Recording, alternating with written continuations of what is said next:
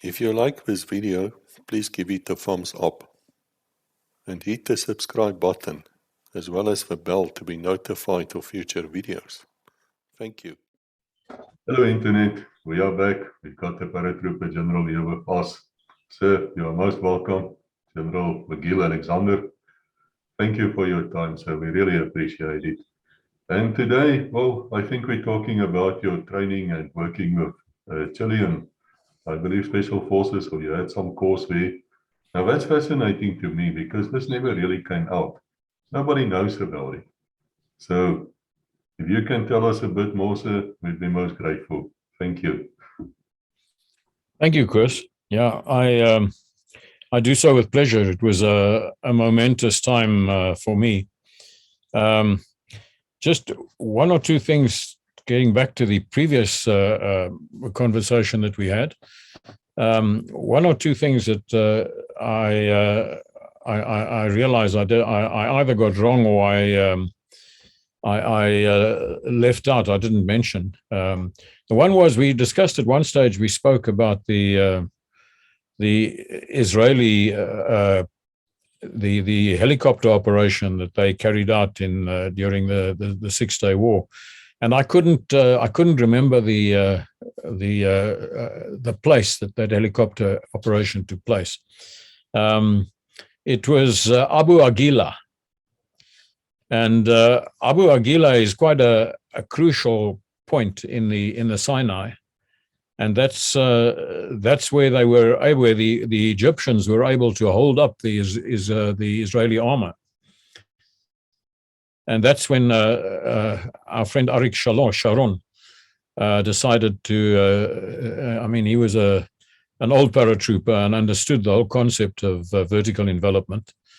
And so he sent in his paratroopers behind the artillery that were keeping the tanks at bay. And they attacked them using, and the helicopters, I got wrong. I said that they were Super Freelons. They were actually the Sikorsky, the S-55, I think it was, that they used. So, you know, it was a relatively old helicopter that they used as well. But the concept was very, very exceptional, especially being done at night, and was very successful. And then the other thing was that something that I left out when I spoke about that helicopter assault that we did on Chitado in Angola. I spoke about how angry the commandant was, Commandant Chris Sarfontein, because he couldn't get his flag, and I didn't know anything about the flag, and I could see that he didn't believe me. I think he thought that I'd actually told the troops to do that, and I didn't know anything about it. I would never have let them. I would never have let them do something like that. Never mind tell them to do something like that. It was in the middle of a firefight. But, you know, they knew that I was not right there at that spot at that stage. I was behind some of the buildings, and they took their chance, and they managed to get away with it. And the other thing was that that commandant was very upset when they brought him that rusted old pistol, when he was looking for a pistol. Now, what I didn't mention was that after we got back to Ruacana that evening, there was a little debrief, and you know, the commandant was true to his words. He gave me my Coke because my anti-tank gunner had put a hole in that water tank, and then I went off. We were sleeping on the other side, the far side of the runway, and we had trenches there. And I went back and joined my guys over there, and I got my little ration pack out, and I was sitting in my trench, and I was preparing my meal, and I hear a cough behind me, and I turn around, and there's I can't remember, 3 or 4 of my troops standing there, and I said, "Well, now what is it? Is there a problem?" And this one guy says to me, "You know, Captain, we just wanted to tell you so that we weren't actually telling the truth when the commandant said he wanted that flag. We've got the flag. So I shook my head at them and I said, you know, you bunch of blikskortels, what do I didn't train you to be dishonest thugs. No, sir, but this flag, it's not the commandant's flag, it's B Company's flag. B Company did this attack. We carried it out and we were successful. The commandant was sitting up there in the helicopter. He had nothing to do with that because he wasn't even directing us from the helicopter, you know. I mean, we just, it wasn't done like a fire force action at all. It was just basically a vertical envelopment and a straightforward assault. And we took them from a flank that they weren't expecting anything from, so we got them completely by surprise.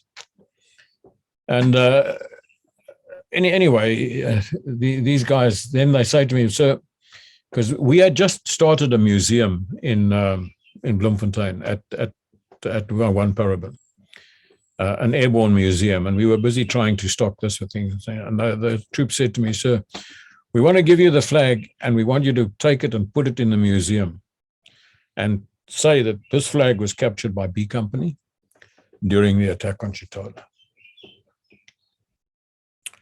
So I shook my head, you know, and I said, yeah, all right, I understand your feelings. I won't say anything to the commandant. And so they had it all folded up. And so it was quite tattered and broken, you know, torn, this old flag. It wasn't in a great shape, but they gave it to me and I took it and I took it back to Bloemfontein with me and we put it in the museum, and we had a lot of stuff in the museum. And then, unfortunately, you know, after 1994,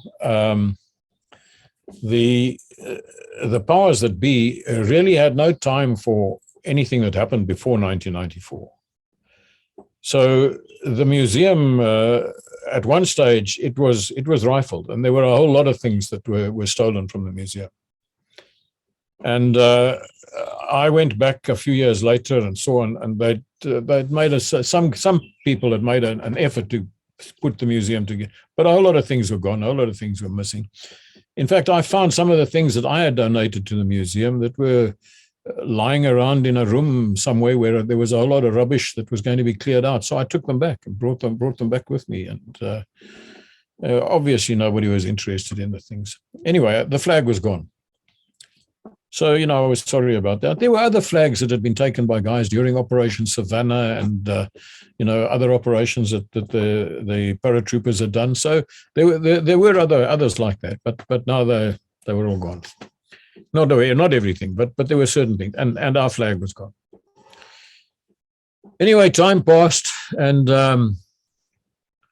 eventually I got a message from a former commander of 2 Parachute Battalion, which was a citizen force unit, and you know, he was a businessman and so on, and he'd finished his service a long time ago, but he was still in contact with a few people, as we all tend to be.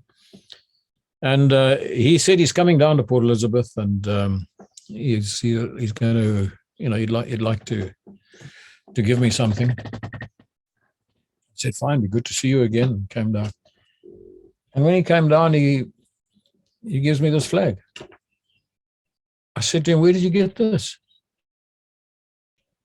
He says, no, it wasn't me. He said, do you remember a Corporal de Toy?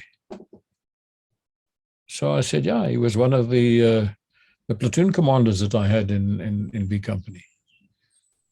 He said, well, he was a permanent force guy, and he stayed on. I don't know, he retired or left the army. He may have been a sergeant major already by then, I don't know. But anyway, he says he's still in contact with Toiki, and he gave him the flag. I said, so where did he get it from? He said, no, he was at the battalion and he saw what was happening to the stuff that was in the museum. and that the stuff was disappearing, and there was no control over it, and so he says, so he went and he took the flag, and he's kept it all these years. This must have been 25 years later after we did that attack, maybe even more.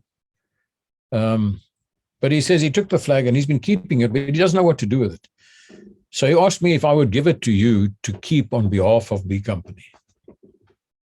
So I said, well, I'll do that with pleasure, but I don't know what I'm really going to do with it. So I've still got the flag, and that company have had a couple of reunions now, and they starting to put some of their memorabilia together and get stuff together, maybe on one of the guys' farms or something where it's not going to offend anybody, and so on. So once things are all sort of settled there, that's where the flag's going to go, because I can't do anything with the flag. So, and then the other thing was the commandants were so upset about that pistol. So, I took the flag from these guys and I packed it into my kit, and I turned back to my little gas stove and with my bully beef and mixed veg and whatever it was that I was busy preparing for my supper in the dark there. And the next minute I hear another cough behind me.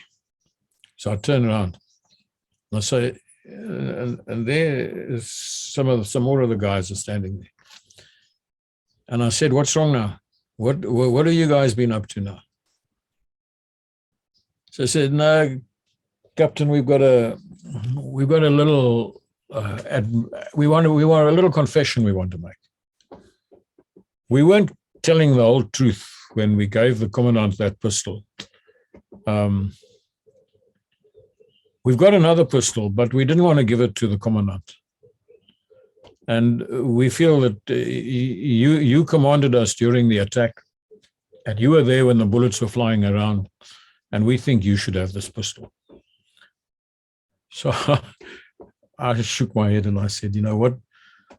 Have I produced a company of crooks here that you guys are telling lies and you're stealing stuff and hiding stuff? And so they give me this pistol. Of course, it was brand new.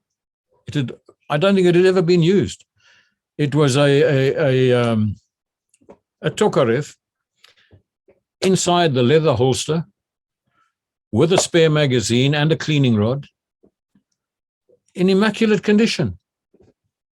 I thought, well, I don't know what am I going to do with this thing? I won't be able to get ammunition for it.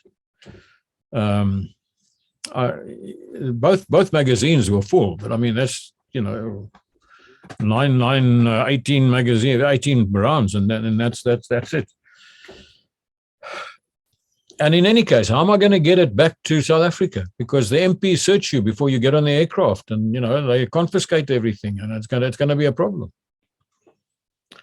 So I took the thing and I thought, well, I may as well go and hand it to the MPs because I'm not going to get away with this. And I had a good friend in the Special Forces, and they had a base very close to us there in Ndongwa. And he was visiting us, and I was chatting to him. And I told him about this. And he said, do you want to keep the thing? I said, well, I'd like to, but for one thing, I'm never going to get a license for it. And for another thing, I'm not going to get ammunition for it. So he said, well, there's at the maintenance unit, they've got a whole stack of ammunition that they've brought back from Angola that they've got stored up there. See if you can find anything there. If you can, give the pistol to me and the ammunition. The MPs don't search the Special Forces. I said, I'll take it back and you can come and fetch it from me sometime. So he did. They were based in Dukuduk at northern KZN at that stage. So he did, and a few months later, I got a chance to go up there, and I collected it from him. Took it back to One Parabon. But now what do I do with it? I made inquiries from the police, and they said, "There's no way no way you're going to get a license for that." So I locked it away with a little label on in the armory at the unit. And that pistol, for 14 years, that pistol traveled around with me. Whenever I was transferred anywhere, I'd take it with me and lock it. I could never take it outside of the unit lines. And I tried a couple of times to get a license, and each time it was turned down. And eventually a friend of mine in the logistics setup, because I couldn't give them proof of how I got the pistol. And this guy said to me, "Look, let me take that pistol formally onto account with the Defence Force. And then I will get that pistol as something redundant that we don't want. And just as we sell old 303s and we sell 38 revolvers and things like that, we'll make this thing available for sale, and then you can buy it back." So I said, "If you think that's going to work, you're welcome. Here's the pistol. Do something with it. I can't use it." And he did that. And so I got the pistol. I bought it back. I don't know. I paid something ridiculous, something, I don't know, 15 Rand or something. You know, they were selling those things so cheaply at that stage, because it was old Second World War stuff that they were selling that they wanted to get rid of. And I'd bought a rifle, a 303 rifle, and things like that. Anyway, so I got the pistol, and by then, 1994 had come and gone. And now it was a new government. And I thought, well, they're so antagonistic about weapons. I'm never going to get a license for this, but let me try. I couldn't take possession of it. It was still there because the army would only let me take ownership if I could produce a license. I got a license for it. So I went and applied. They gave me the license. So, so I've still got the pistol now. So, those were just interesting little asides from that particular operation that we did. But I got back to Bloemfontein, and as I said to you, the next thing is I was appointed as the adjutant. I was sent, before I became the adjutant, I was sent on the combat team commanders course, which was about, I can't remember, about 4 months long, I think, most of which was spent at Luatla at the Army Battle School. Had very primitive conditions there, and had quite a big course. It was not exactly a pleasant course to do because the conditions were not great. We were living in tents, and there weren't proper places to study, and the facilities hadn't been developed properly yet. So it wasn't great, but it was it was an interesting course, and it was a course that I was able to apply in what I did subsequently. But then I was now appointed as adjutant under Archie Moore. He became a full colonel, and the adjutant is he's got quite a powerful position, because he's vested in him is a whole lot of authority that comes from the OC. He's the OC's personal staff officer. And he knows how the OC thinks and what the OC does, and he keeps the OC informed, particularly when it comes to the officers. The RSM keeps him informed about the NCOs, but the adjutant keeps him informed about the officers. And even the adjutant is normally a captain, and even guys who are majors are very cautious about getting on the wrong side of the adjutant, because he could make life very difficult for them. And of course, I had the power to hand out extra duties. And when the junior officers got out of line, I would, happily make them do extra duties and so on. So they had to keep in line. And I quite enjoyed it. I was working with all the highly classified documentation, the top secret and secret files were all kept in a safe in my office. Nobody could go and see the OC without coming through me. And I got to know Archie Moore quite well. And I mean, Archie Moore was quite a difficult man, and a lot of people didn't like him. But like all of us, he had faults. But I got to know the man very well, and I came to really admire his good qualities. He was probably one of the people who had the greatest influence on my life, as will be seen by some of the other things I'll speak about at some stage, because I was to work very closely with him in later years. But Archie Moore and I got on very well together. And we used to go shooting together, and he'd come walk through my office and he'd say, "McGill, we're going to take a look at A Company lines." And I'd trot off with him, always with a notebook and a pen, because he'd point at something. And Archie Moore had a phenomenal memory. He never forgot anything. But I had to write it down and make sure that it was done, because if I didn't get it done, he wouldn't forget. So we had a few adventures that I could relate, but it'll take too long to do that. But things that he spotted that were wrong, and things that he told me that I had to get sorted out, and I saw how immensely powerful he was within the unit, not just because he was the commander, but because he had a few contacts in high places at Army headquarters. And I've never known anybody to transfer anybody out of one parabon as quickly as Archie Moore did. If somebody did something wrong, he'd call him into the office and he'd say, "What you've done is unacceptable. I don't want you in my unit. Go and pack your things. You're leaving." The signal would come through that same day. By the next day, that guy wouldn't be in the unit anymore. He'd be on his way. I've just never seen it happen like that. That's the sort of man that Archie Moore was. But I worked very well with him. So one day he comes into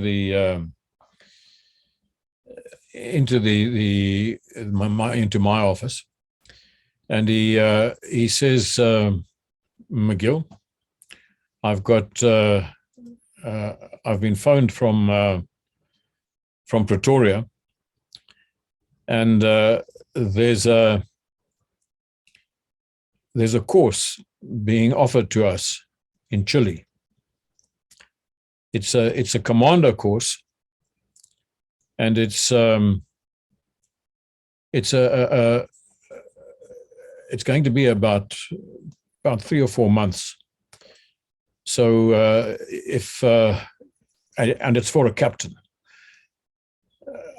I have got to decide who I am going to send. Who would you suggest?" Now, I was a captain, but I knew I was his adjutant. He's not going to send his adjutant off anyway. He's asking me for my opinion now amongst the captains in the battalion.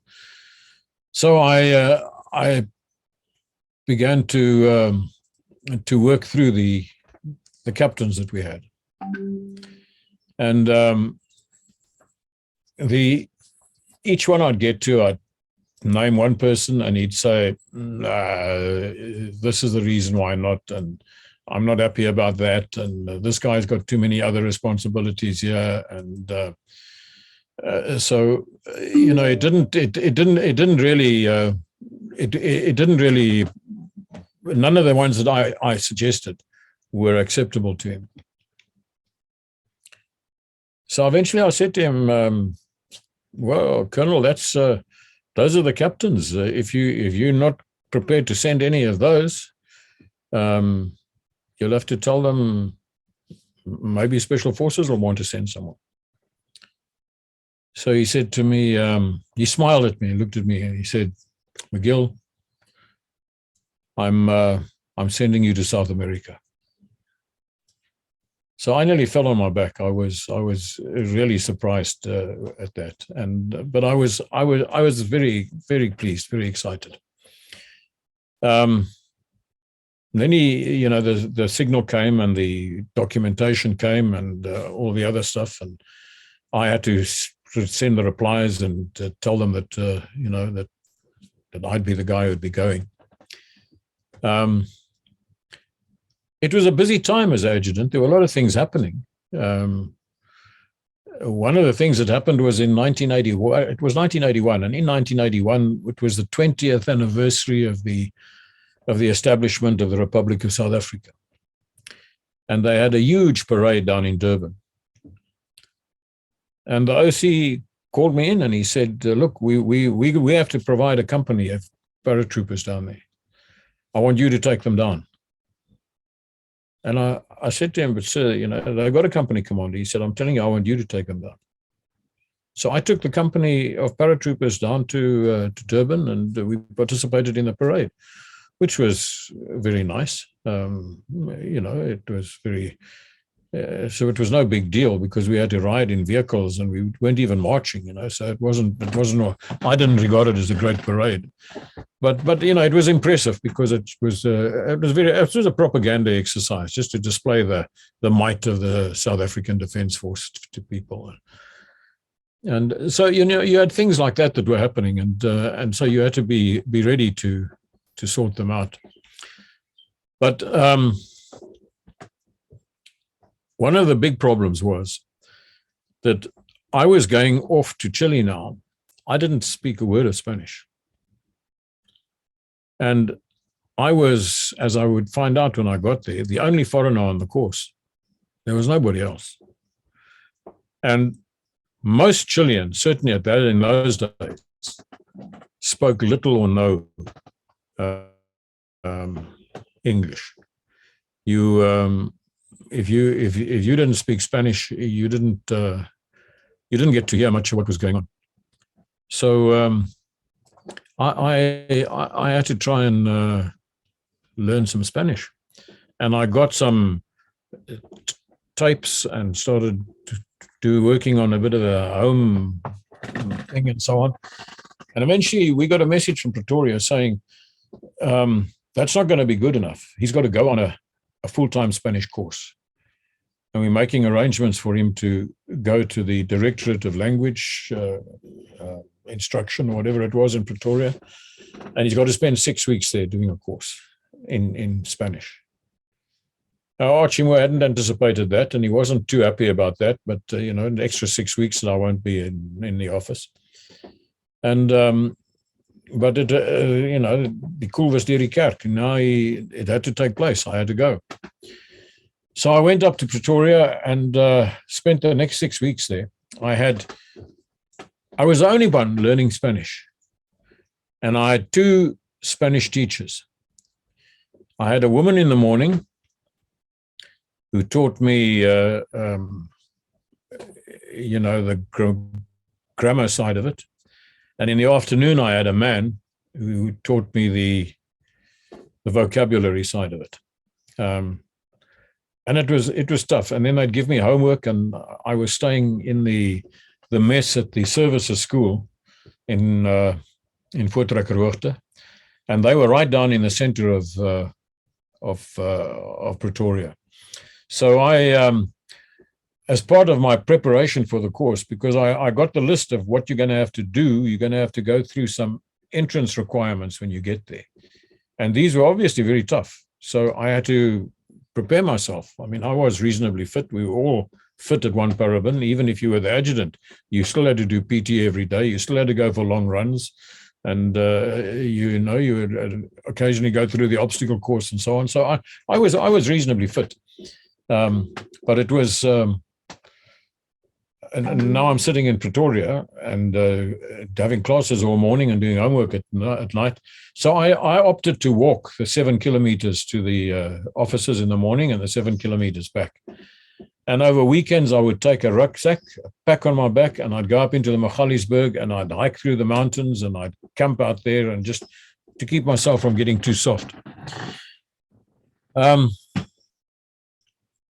I tell you, when I got to Chile, I discovered that all my language training didn't help me very much at all. Every Spanish-speaking country has got their own accent, and they've got certain words that apply specifically that they use. It's like we South Africans are different from the Americans. and we speak differently to the Americans. And, you know, sometimes I have difficulty understanding Americans when they speak, and they're speaking the same language as me. So now it's in Spanish, and it was quite an issue. And the big thing about the Chileans, there were two things about them. The one, as other Spaniards, and I got to know a lot of Spanish-speaking people in later times, because I spent 2 years in Spain as well. But as the Spaniards always said about the Chileans, they said they swallow their words. So before they come to the end of a word, it sort of disappears. And if you don't get the end of that word, you don't really know where you are. So it became quite an issue. But I went to Chile and arrived there, and but so before I got there, I was still staying in the mess in Potchefstroom. And one night I was sitting in my room working on my Spanish homework, and I heard a whistling sound, a wailing almost, and then suddenly an explosion. I thought to myself, you know, could it be? You know, it couldn't be. I mean, this is Pretoria. And the next thing is there was another wailing sound, and another explosion sounded even closer. I thought this seems odd. So I left my stuff and I got up and I walked down the corridor and out of the building that the rooms were in, and there was an ablution block just outside, and there were several other guys standing around, and another whistling sound and an explosion, and we could see the flash of light from the explosion. It was obviously not very far away from us. And the guy said, well, what's going on? You know, what's happening? And the next thing is, the next one, we didn't hear the whistling. We just heard the bang. But it hit the ablution block. We were standing right outside of the ablution block, and hit the roof, but there was no explosion. And so we went round to look inside, and the other guys were all, you know, they were second lieutenants, some of them national servicemen. They were all in the personnel services corps, because this was you know, the PSC school. So they weren't combat soldiers. And so we walk around into this place, and there's a big hole in the roof. And there in the urinal is lying this long tube. And one of the guys leans over, he says, "What's this?" And I looked over his shoulder and I looked at it, and I said to him, "I know what that is. Get out of here, quick." And I chased them all out and we got clear. It was one of those 122 millimeter rockets that are fired, you know, the Katyusha, the Stalin organ fires a whole bank of them. But you've also got a launcher that fires single rockets, and you just have to put another rocket in every time and you fire them. And for some reason, this particular one hadn't gone off. It was an attack by MK.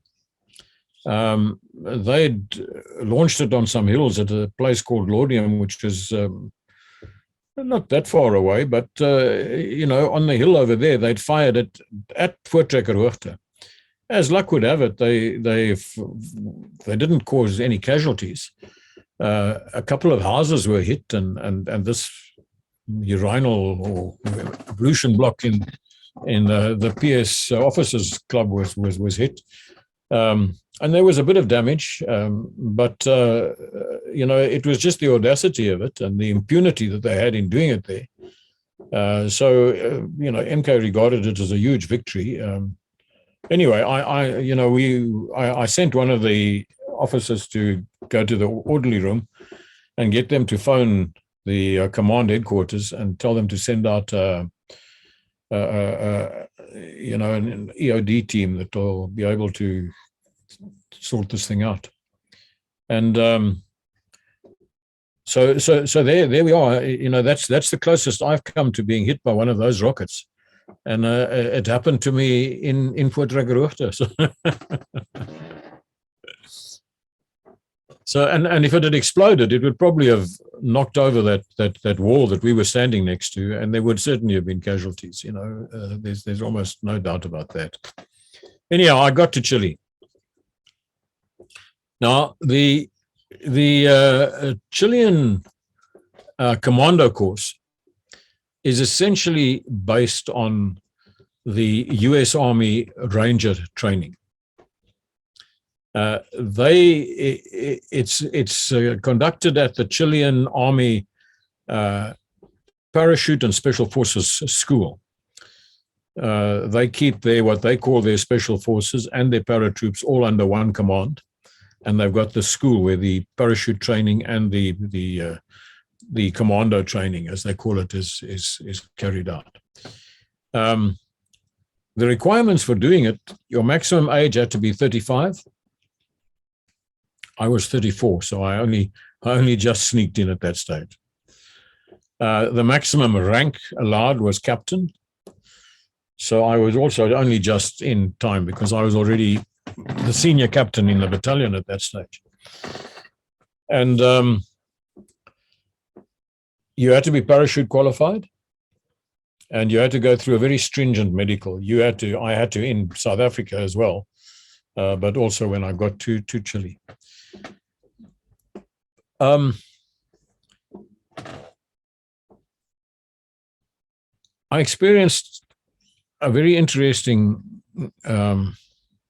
issue when I got there.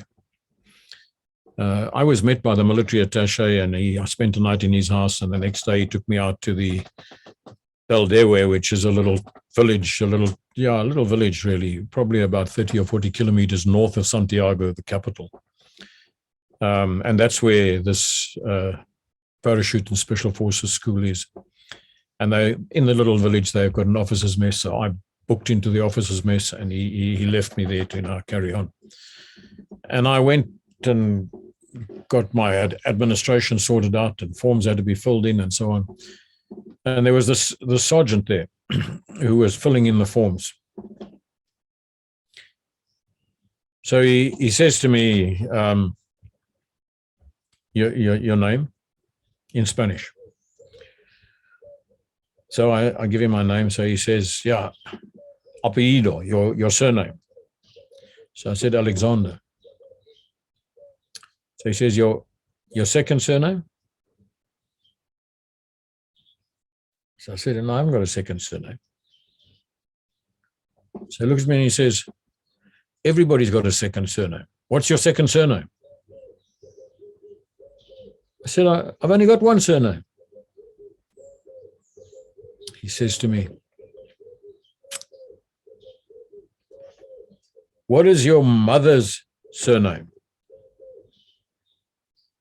So I said, in my broken Spanish, you mean a maiden name? He says, yes. What is her surname? So I said, McGill. So he says,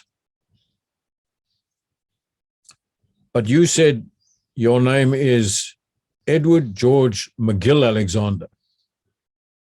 So I said, yes. He said, but your mother's surname, your second surname, comes last. Your first surname comes first. I said to him, but McGill's not my surname. He said, you just told me it's your mother's surname. So I said, yes, but it's for me, it's a name. It's not a surname. I was named after my grandfather, so they gave me his surname. So I can see this sergeant is getting irritated now. He says to me, listen, your name, your father's, what is your father's surname? I said, Alexander. He said, right. So he writes down my Edward and George, and he writes down Alexander. He says, and your mother's surname? I said, McGill. So he writes Edward George Alexander McGill. So I said to him, look, that's not right. You don't understand. He looks at me, he says, no, you don't understand. It's your second surname, it comes last. I realized I wasn't going to win this battle because my Spanish was too limited and too broad. I couldn't enter into an argument with the guy about that. So I just said, okay, fine. Well, you know who I am, so it's not a problem. The certificates I got from them at the end of the course, hanging on my wall here, they've all got Alexander McGill, because as far as they were concerned, that's how it is. So, that's what I had to accept. And on the question of names, because I was the only foreigner on the course, and because not only was I a foreigner, but I was an Anglo-Saxon for a foreigner. I wasn't a Latin for a foreigner.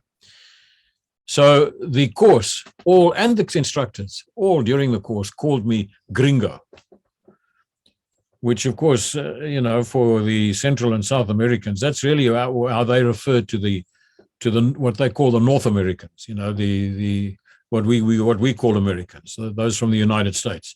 They were always called the Gringos. But now I've inherited the name Gringo, and that's how everybody addressed me for the rest of the course. They all called me Gringo. Whether they were angry with me or whether they were pleased with me or whatever it was, I was Gringo.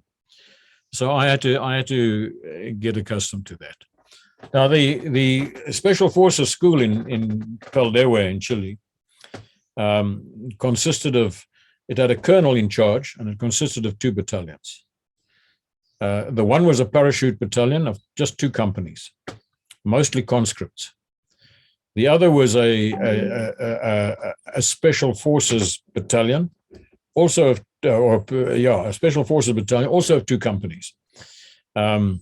One was a company of qualified commandos, as they call them, and the other was the course company, which ran the courses at the school.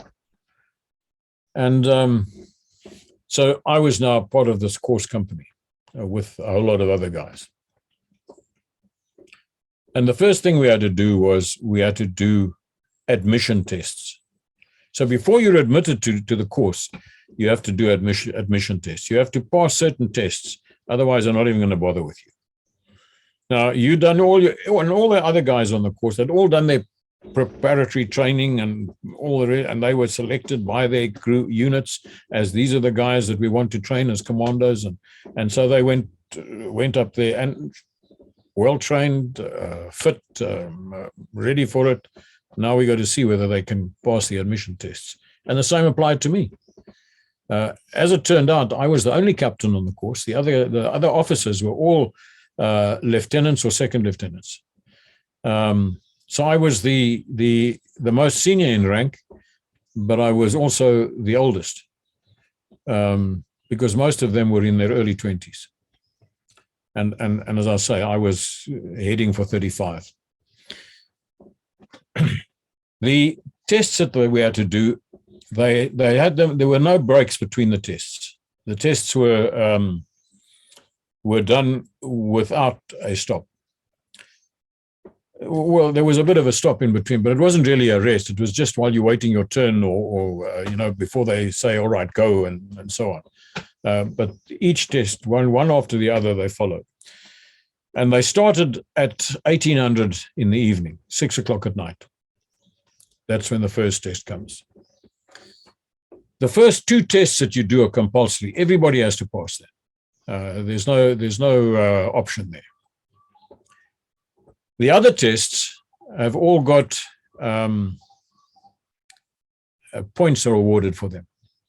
So you don't necessarily have to pass all the other tests, but you do have to score a 60% average for all the tests in order to pass. But the first 2 tests are compulsory. Everyone has to pass it. If you don't pass those 2 tests, they don't even bother to let you do the others. They awarded points for what you did in the other tests on a sort of sliding scale. There was a minimum requirement which you had to get, and anything you did more than that, you got extra points for. Anything that you didn't, if you didn't achieve that, then it's subtracted from the points that were required for that particular test. The first test was a 50-kilometer night march, which had to be finished in 11 hours. You did that with your rifle, steel helmet, and webbing. They issued me with this stuff. When I arrived there, I said, well, I'll wear my South African uniform. I brought it along. They said, no, you won't. Everybody's the same in this course. They issued me with olive green drab uniform fatigues. They issued me with Chilean boots. They issued me with rucksack, everything that I had to use exactly the same as everyone else on the course. So, I wasn't going to argue. I accepted that. Of course, the problem is that those boots are now the first time I'm wearing them. Fortunately, I think they were American boots, and they were quite comfortable, and they didn't really give me big problems. They were a bit stiff and sore to start with, but the tests we did were a very good way of getting them into shape. So 50 kilometers. That 50 kilometers was, it's all at night and in the dark, and it's mostly along roads, but there were some sections which were cross country that they would take you. And you had to do it in squads. They divided everyone up into squads. I think there were 110 or 120 guys who started the admission tests. And they divided us up into squads, the instructor with each squad, and they set off. And now the instructor sets the pace. Sometimes he takes a nice easy walk, sometimes he jog trots, and sometimes he just speed marches. But the instructors would change every 4 kilometers. They'd bring a truck along and that guy would go. So instructors never got tired. But the rest of us, we had to battle. Anyone that was not able to maintain the pace, he was taken off and he's just taken back to the base and said, tomorrow you go home. We don't want to see you again. So it was a matter, and even if you fell out of the squad, that would happen. So you had to stay in the squad and keep up with the squad and go wherever the squad goes, wherever the instructor takes that squad. And there was no let up. It was a grinding 11-hour march. They had an ambulance right at the back that sort of followed along, and anybody who really suffered badly when they fell out and so on, they'd put them in the ambulance and sort them out there. So it was next morning. It was dawn had broken already by the time we got back to the base at the end of our 50-kilometer walk. And then we had to immediately do a speed march of 8 kilometers in 60 minutes. Again, with rifle, steel helmet, and pack. And that was not along roads, that was across undulating terrain. And when you got to the final point, as I say, it had to be done in 60 minutes. 8 kilometers, it's 5 miles. So it's quite a, particularly with a pack on your back and a rifle and a helmet and boots and so on. And you finished it at a shooting range. And then you immediately had to do the next test, which was a shooting test. And for that, it wasn't a difficult shooting test, but of course you've slept nothing during the night. You're tired. You've just been basically running to make it in 60 minutes, to make those 8 kilometers. So you're panting and tired, and you've got to get down on that shooting range. You fire 5 rounds rapid at 50 meters, so it's nearby. But when you're panting and heaving like that, firing 5 rounds, and you've got to do it rapid because the target just comes up quickly. And then you're up and you've got to run back to the 150-meter mark. And from 150 meters, you have to fire another 5 rounds rapid. The first 5 rounds at 50 meters, you had to fire from the standing position.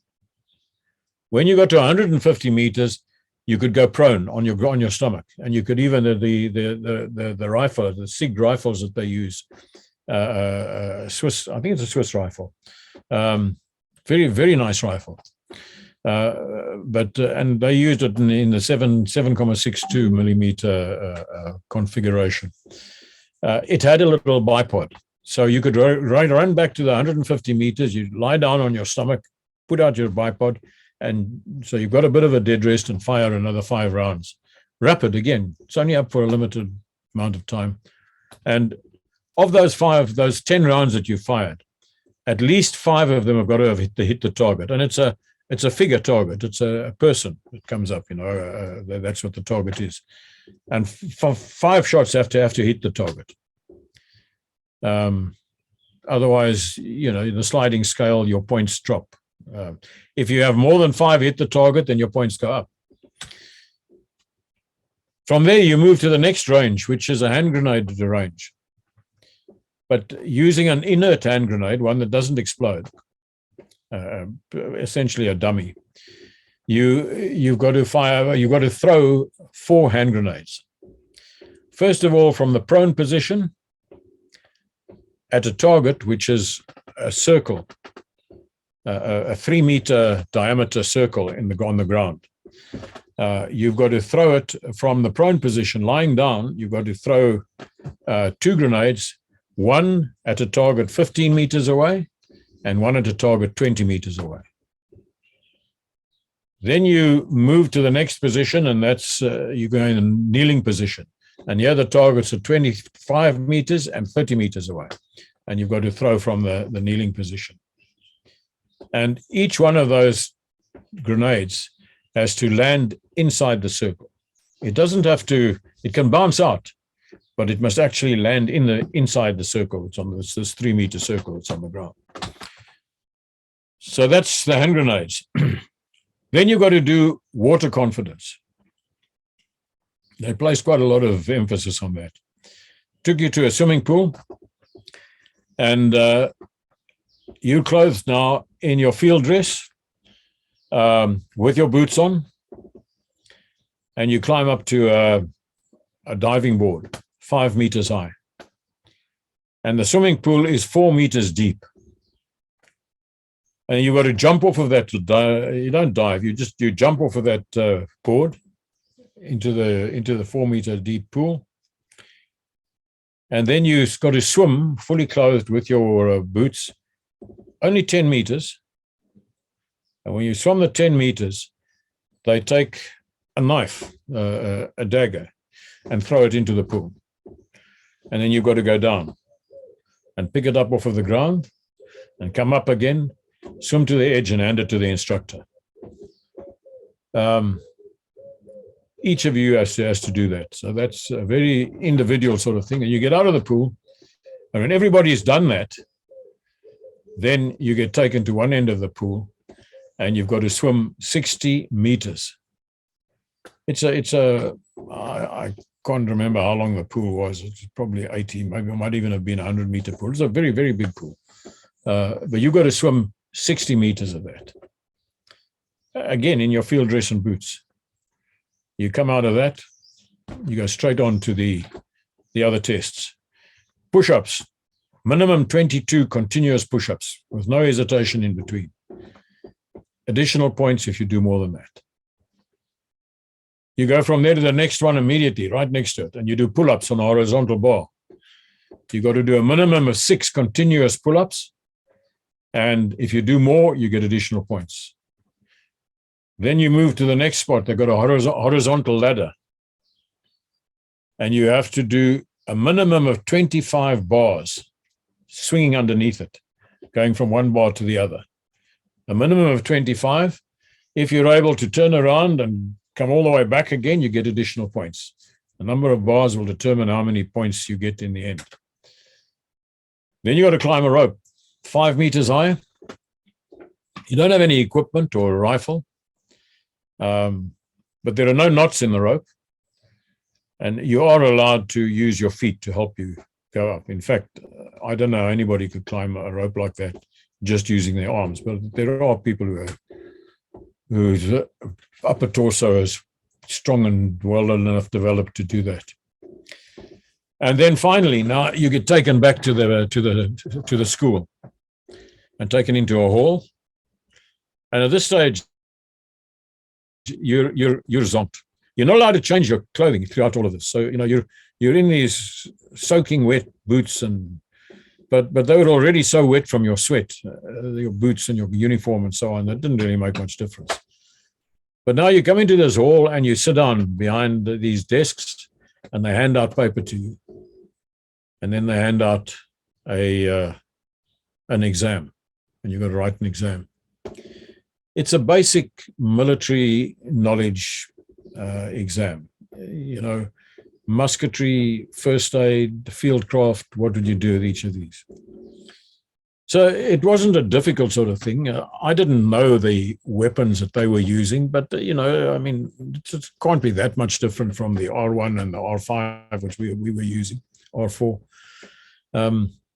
Fieldcraft is fieldcraft, and first aid is first aid. If you've done some of that, you should be able to manage. So we had to do that, but my difficulty was that it was all in Spanish.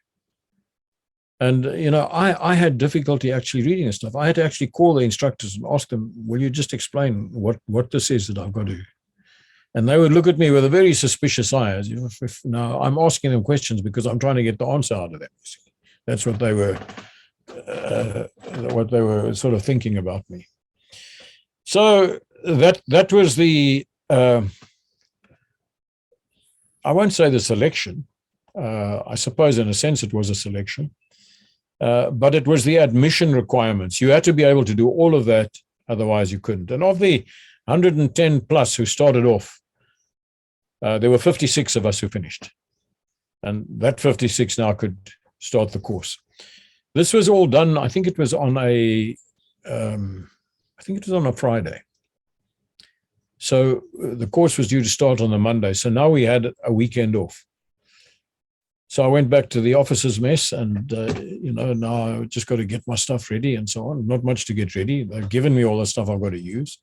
All my stuff, we've been told that all our stuff must be packed in a tog bag or something.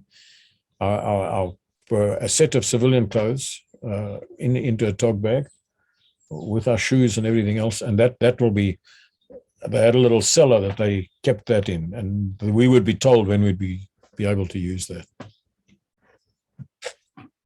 And the Monday, the course started. Fortunately, there was a signals officer at the school, a fellow who was a captain, and he spoke quite good English. And he took me out for the weekend and took me into Santiago and showed me around the places and so on.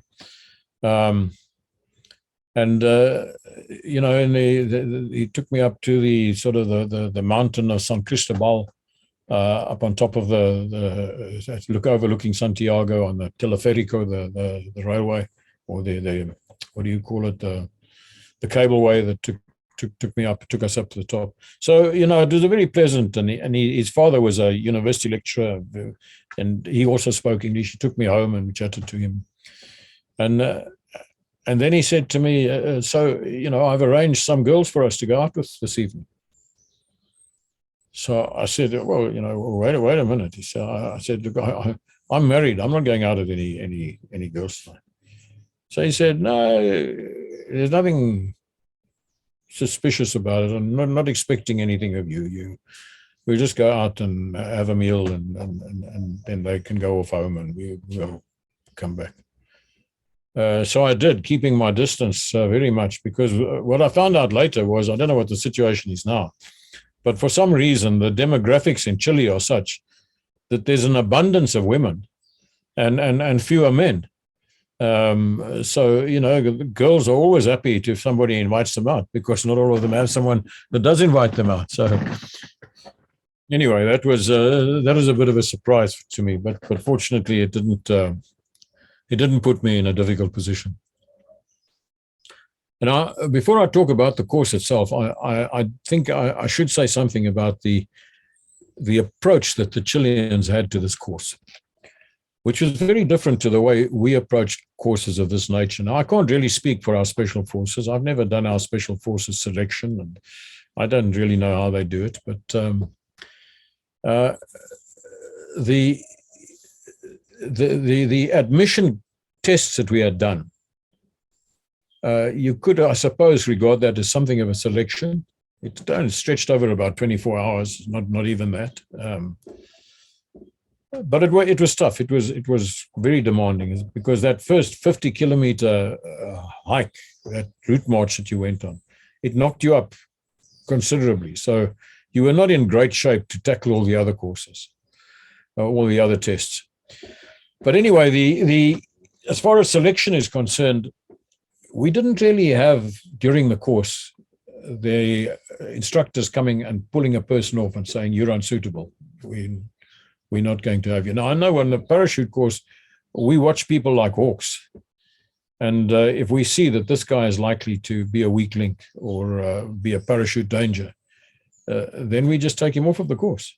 They didn't do that.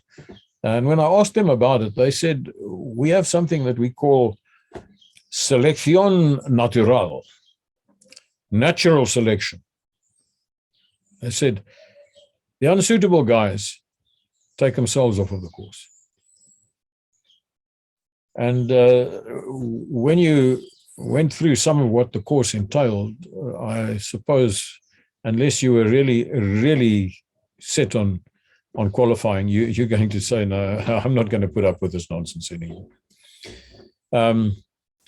You see, to start with, the course stretches over a period of 100 days.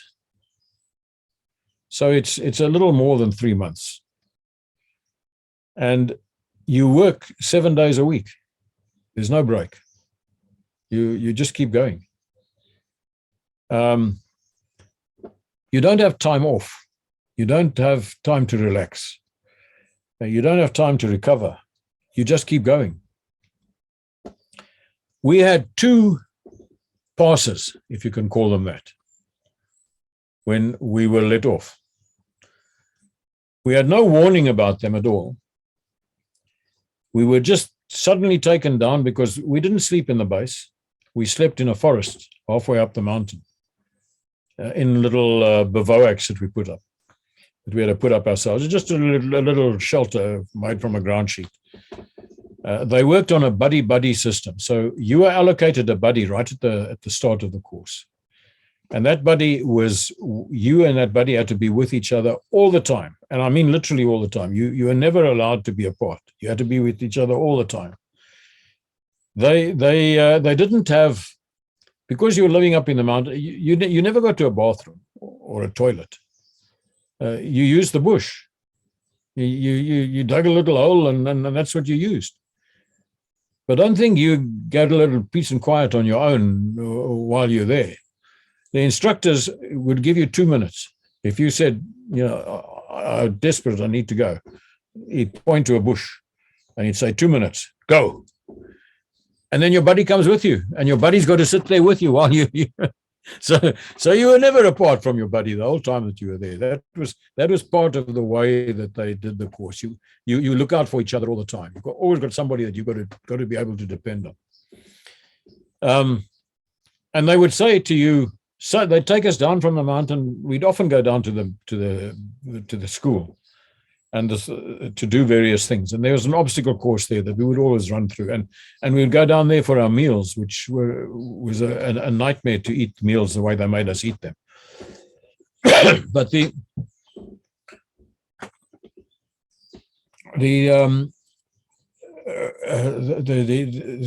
time that you get off, the 2 days that we were given off, you'd get down to the school and they'd open up the cellar and hand out these tog bags. You'll take tog bags to you, because they all had to be marked with your civilian kit on.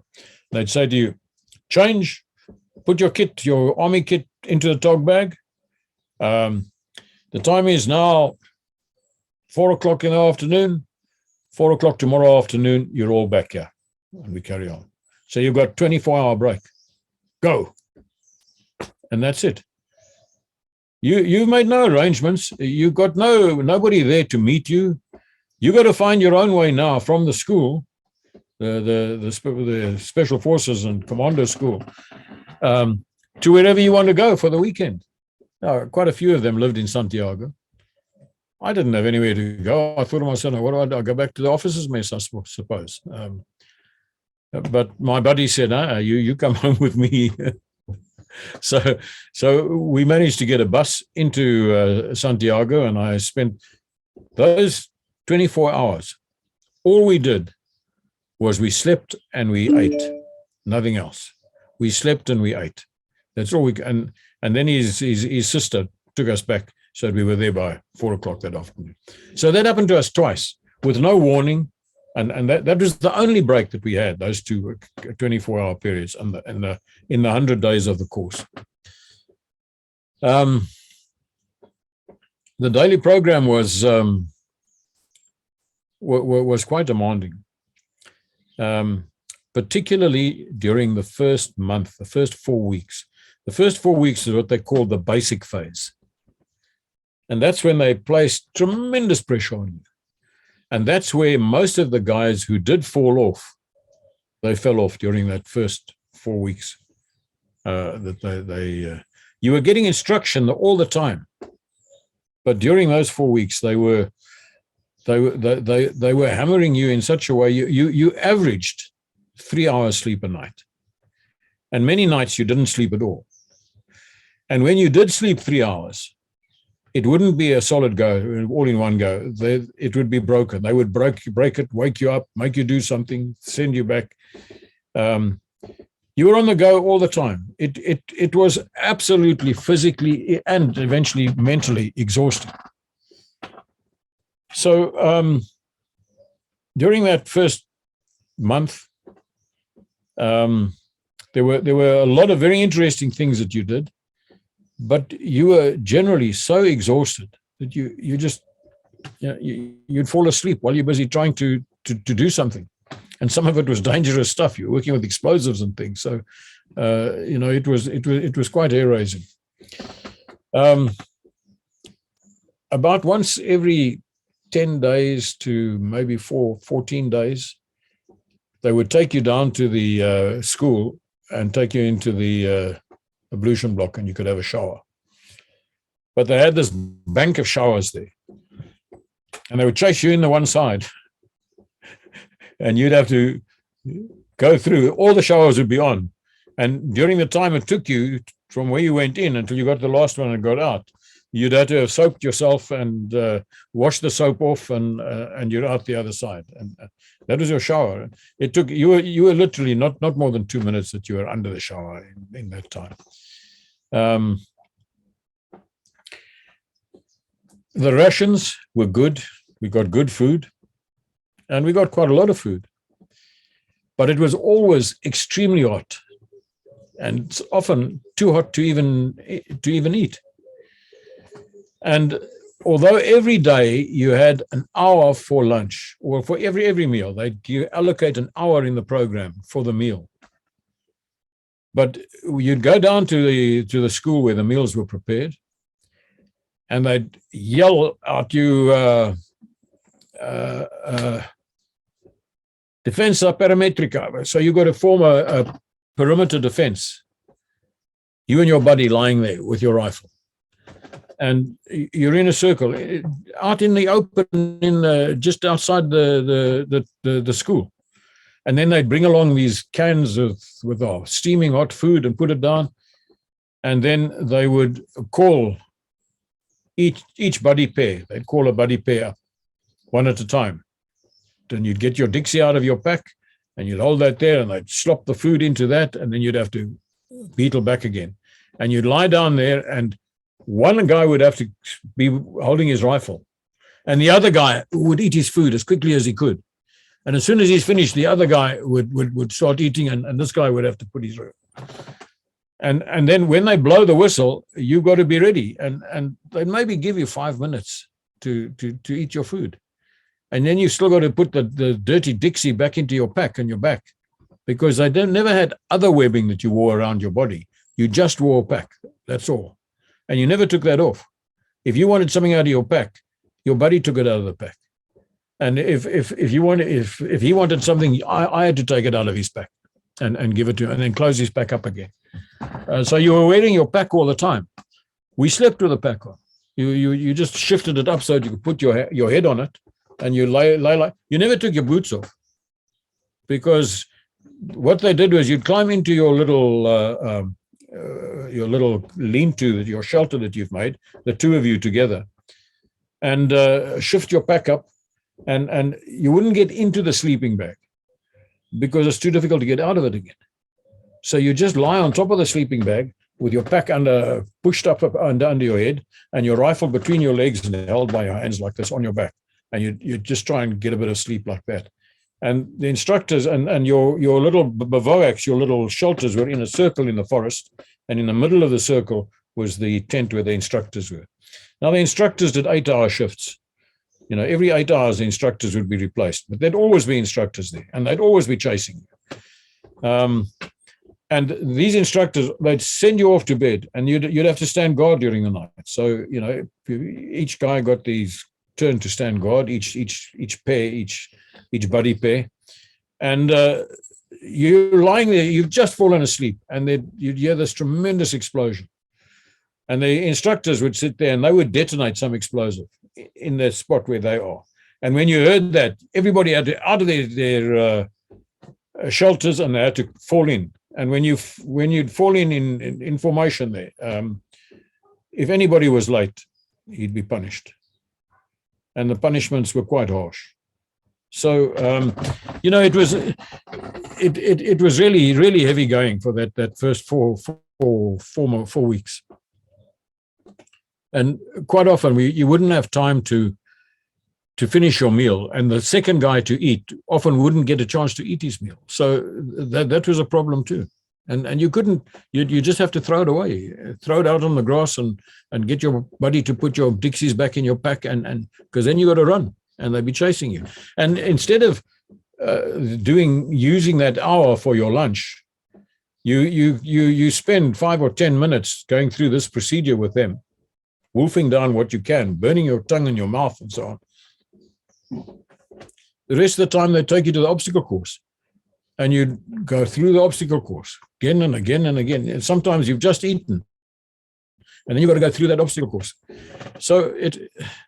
And then when they finish, then your lunchtime's up. No more playing around the obstacle course. Now you've got to go for a lecture, or you've got to go and do some practical instruction, or whatever the case might be.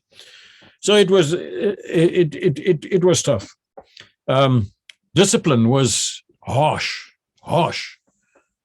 And your status didn't exist. The day we arrived to start the course, they shaved everybody's head. So everybody looked the same. I didn't have a beard at the time, but I had a moustache. Shaved my moustache off. And there we were, no moustache, no beard, no hair, nothing. You're all the same here. If you had a rank, you never wore that rank. Nobody was allowed to wear rank. Your title was Commando, nothing else. I was Commando Alexander, and that's who I was, and that's how they addressed me. And the instructors were all, regardless of their rank, they were mi instructor, my instructor. So you'd halt in front of them and address them as mi instructor. They had a very nasty little trick they used to play with on you. You did a lot of unarmed combat, close combat, knife fighting, bayonet fighting, and they had this if they used the words en guardia, and if an instructor said Commando Alexander en guardia, then you've got to drop everything you've got, and you take your rifle and you go into an aggressive position and you go wah! And then he would say mate, kill. And then you take another step forward, you go, rah! And you lunge at him with the rifle, you see, and then he takes another step back and he says, mate! And you, rah! And it doesn't matter what you're doing. This is how you have to react. And you know, they would wait until you say you're crossing a rope over a river or a dam, and you're crawling along there with this, and your rifle is over your shoulder, you know, and the instructor will shout, "Commando Alexander!" and you know it's coming now. You know it. And you shout, "En guardia!" and you go, "Ah!" you try and get your rifle, and you fall into the water, and you sort of come up with weeds and stuff, and you're holding your rifle ready, and you yell, "Mate!" Ah! and you lunge at him again. It's to sort of encourage aggression and anger in the guys. And you know, you'd say to the guy, I've got to go now. I've got to go. And you say, right, that bush over there. And you and your buddy tear off, and you take off your pants and you squat down. And you know, as soon as squatted down, and you'll hear the instructor saying, "Commando Alexander," and you say, "Yeah, en guardia," and you jump up there with your rifle, your pants around your ankles, halfway through what you're doing, and you, "Yeah!" So, you know, a lot of this, it would get a lot of people down. Another thing about the discipline was that they didn't hesitate to use physical abuse. There were many times when I was slapped through the face by a corporal or a second lieutenant, and you know, but this was deliberately done. They wanted to see whether you can control yourself. And there were times when I came close to losing control of myself, because who's this little squirt anyway? You know, I mean, I'm a captain, and I'm nearly 35 years old, and this little squirt who's 21, 22 years old, just because he's done the commando course, he's the instructor, and he thinks he can shunt me around, you know. But now you've got to say to yourself, you're representing your country. If you don't do the right thing now, they could say, this guy's not suitable. We're going to withdraw him from the course. And what's that going to do to your country? You know, what impression are you going to make? So you've got to try and identify what is it that they're trying to do. And when you've come to the point of realizing that all they're wanting to do is for you to lose your temper and step out of line, then it's easier for you to control your temper. So, you know, it was, they didn't hesitate to beat us with planks, with sticks, with ropes, anything like that. When you were running, if you're not running fast enough, they would come around and whip you with these things while you're running, just to speed you up. As I say, there were guys who said, "I'm sorry, this is not for me. I want out." And in fact, the guy I was put with as my pareja, my buddy, he was allocated to me because he spoke English. And he didn't last a week. After a week, he was gone. He withdrew himself from the course. He said, I'm not doing this. Cardenas was his name. And then they got another guy and made him my buddy. And he was not impressed to be made my buddy. Jaime Salas. But we became good friends in the end, you know. But he was a young second lieutenant, very bright. He went on to become an engineer, and he studied in the United States for some time and so on, because I still maintained occasional contact with him. But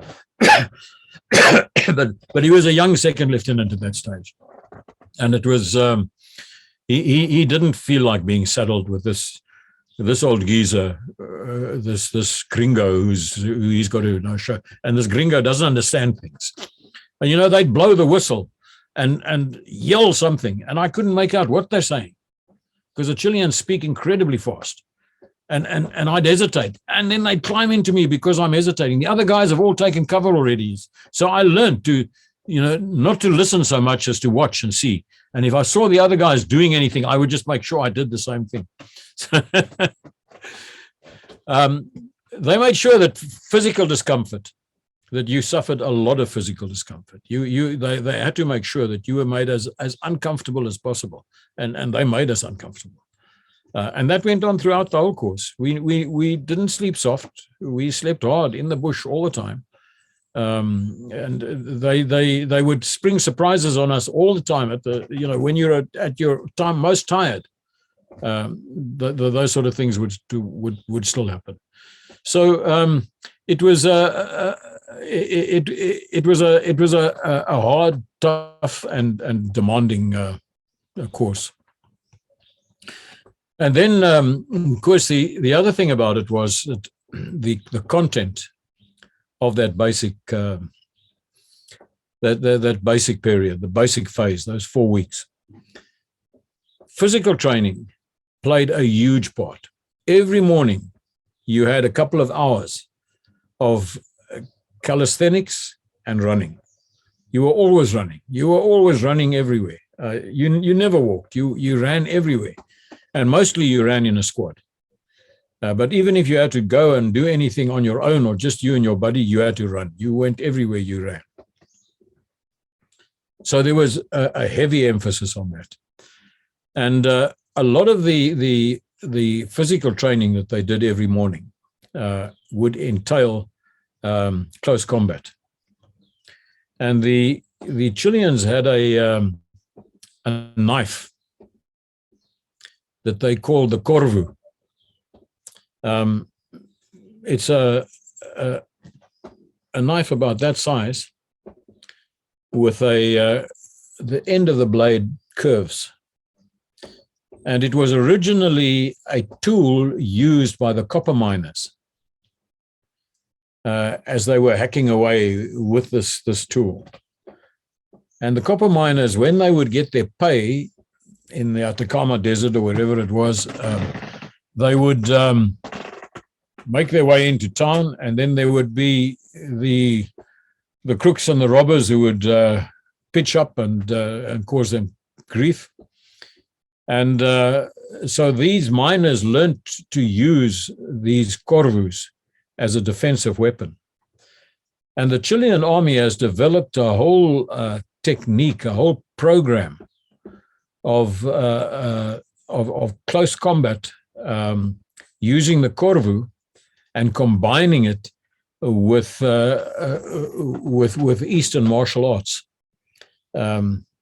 So they've got these sort of things, and so with the corvu in one hand and your fist in the other, you would go through exercises every morning doing that sort of thing, because every Chilean soldier carries a corvu. And the corvu is actually the symbol of the commandos, the special forces in Chile.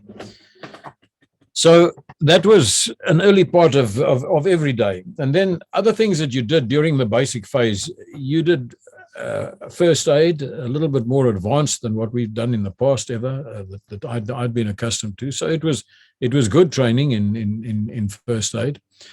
You did demolitions, mines, booby traps.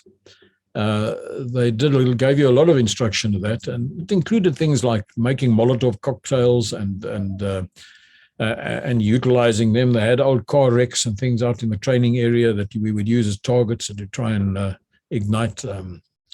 I had some hair-raising experiences with those things. They would set up a couple of Molotov cocktails and so on, and they get you to do it, and other explosives on this car wreck, and then you'd have to pull the pin from a white phosphorus grenade, and then you place it on the on the target, and then a little way off there's a donga, a gully that you're supposed to go and hide in. And when you release the lever on your white phosphorus grenade, you've got just those few seconds to turn around and run and get into that gully. And I remember doing this on one occasion, and I turned around and I ran, and I was so anxious to get to that gully that I was too anxious, and the top part of my body was going faster than the bottom half, and I went down. And I tell you, I don't know how I did it, but I bounced up, and I hurled myself the little distance remaining to the gully, and the other guys were all crouched inside the gully, and one of the instructors watched, and as I sailed over them and crashed down, I was still in the air when this thing exploded, and the bits of shrapnel and car wreck and white phosphorus and so on sort of zoomed over. I just sort of sailed over in that window, and of course they'd all been hiding in there. They didn't see that I'd fallen, and this instructor saw me going over, and I landed, and he looked at me, and he thought that I was being so casual that I'd left it to the last minute before I dived. I sort of sauntered back and then dived over just as the thing was about to explode. He didn't know that the terror that when I hit the ground, I was imagining this stuff burning into my backside as I lay in there. So that's why I must have hit the ground and bounced straight up and dived over that thing. So as I crashed down on the ground after this thing, you see, the instructor looks at me with big eyes and he says, "Bien, Alexander, bien, very good, well done." So, I had to maintain my pose. I said, "Gracias, mi instructor," and got to knock the dust off of me, but my heart was going like this. So we spent a lot of time on obstacle course, a lot of time. I've mentioned that already, how we, during the meal times and so on. But they had this very sophisticated obstacle course at the school, and we would go through that, and then you go back to start again, and you'd go through it, and you'd go back to start again, and it was murderous, but it was a good obstacle course, and it really exercised us extremely well. They gave us instruction in survival. They gave us an incredible amount of weapons instruction, and they pulled out weapons there that I'd never seen before. Some that I'd read about, and that I'd always hoped to see, an Ingram submachine gun and a Thompson submachine gun from the prior to the Second World War, and an American M1 Garand rifle. All of these sort of things that they pulled out there, and European weapons that they brought in, and stuff that we'd never encountered in South Africa. So I found that fascinating, extremely, extremely interesting. And it wasn't just the firearms, the rifles and submachine guns, small arms. It was also grenades. They produced all sorts of grenades. And Chile has got quite a good defense industry. And they produce a lot of that sort of stuff. FAMI, I think, is one of the big organizations there that does that, like our Denel, that when Denel still existed properly. But they had a lot of stuff that they produced that they shared with us and taught us how to use. They had a thing called recursos. Recursos was really improvisations. How do you improvise things? How do you make things work? They showed us how to take one of the old 3.5-inch rocket launcher, which we used to use many, many years ago. When I was a troop, we used them at one Parachute Battalion.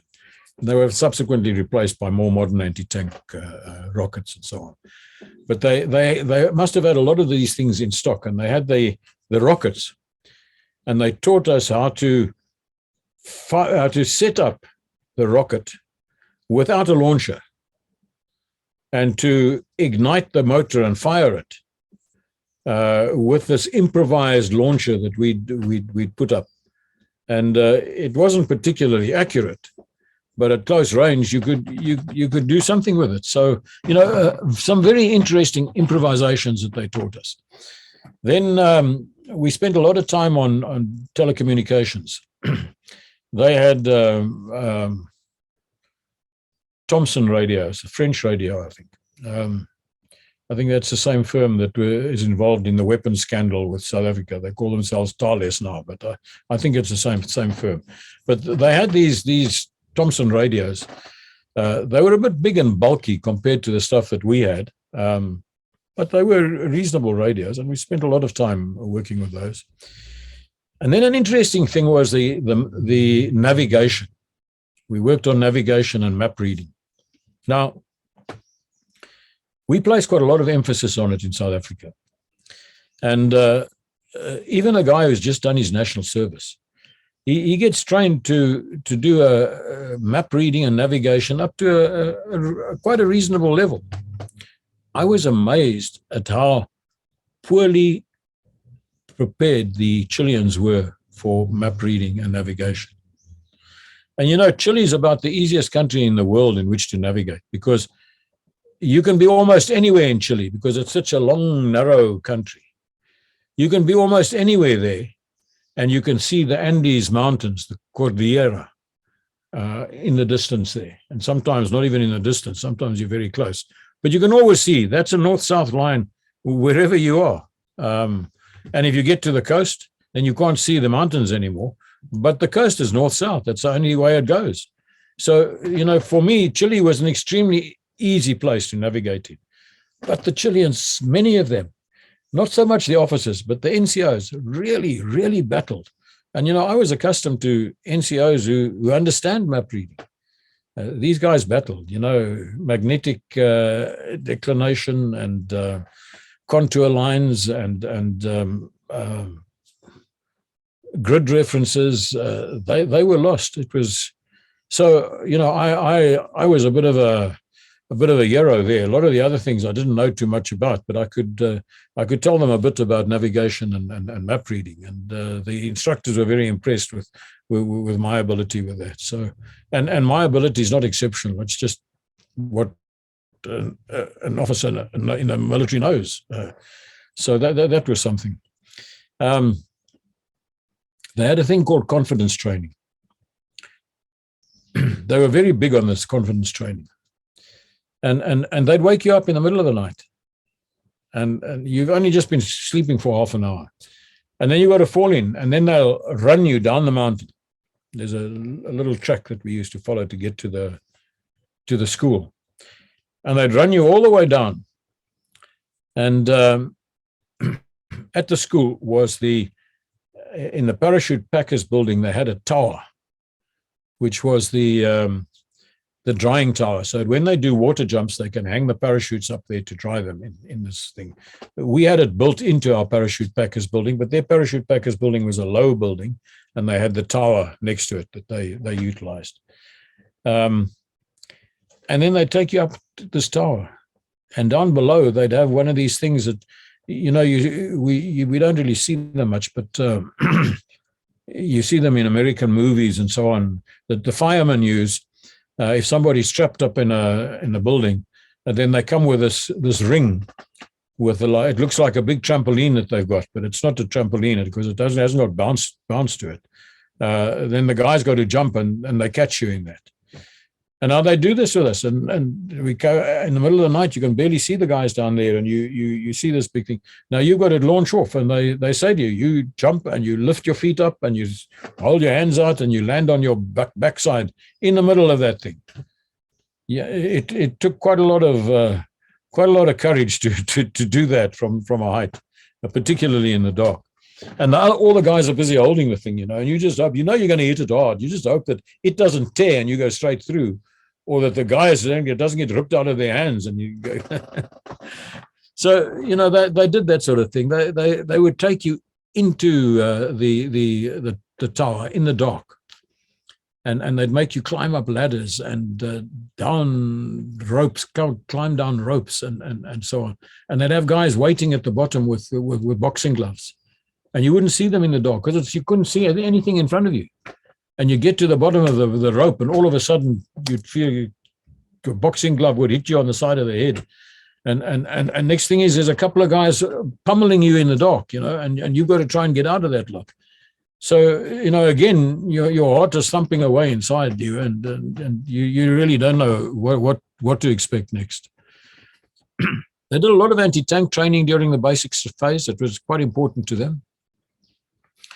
And there was an armor school not far from the parachute school, because there was a big training area there.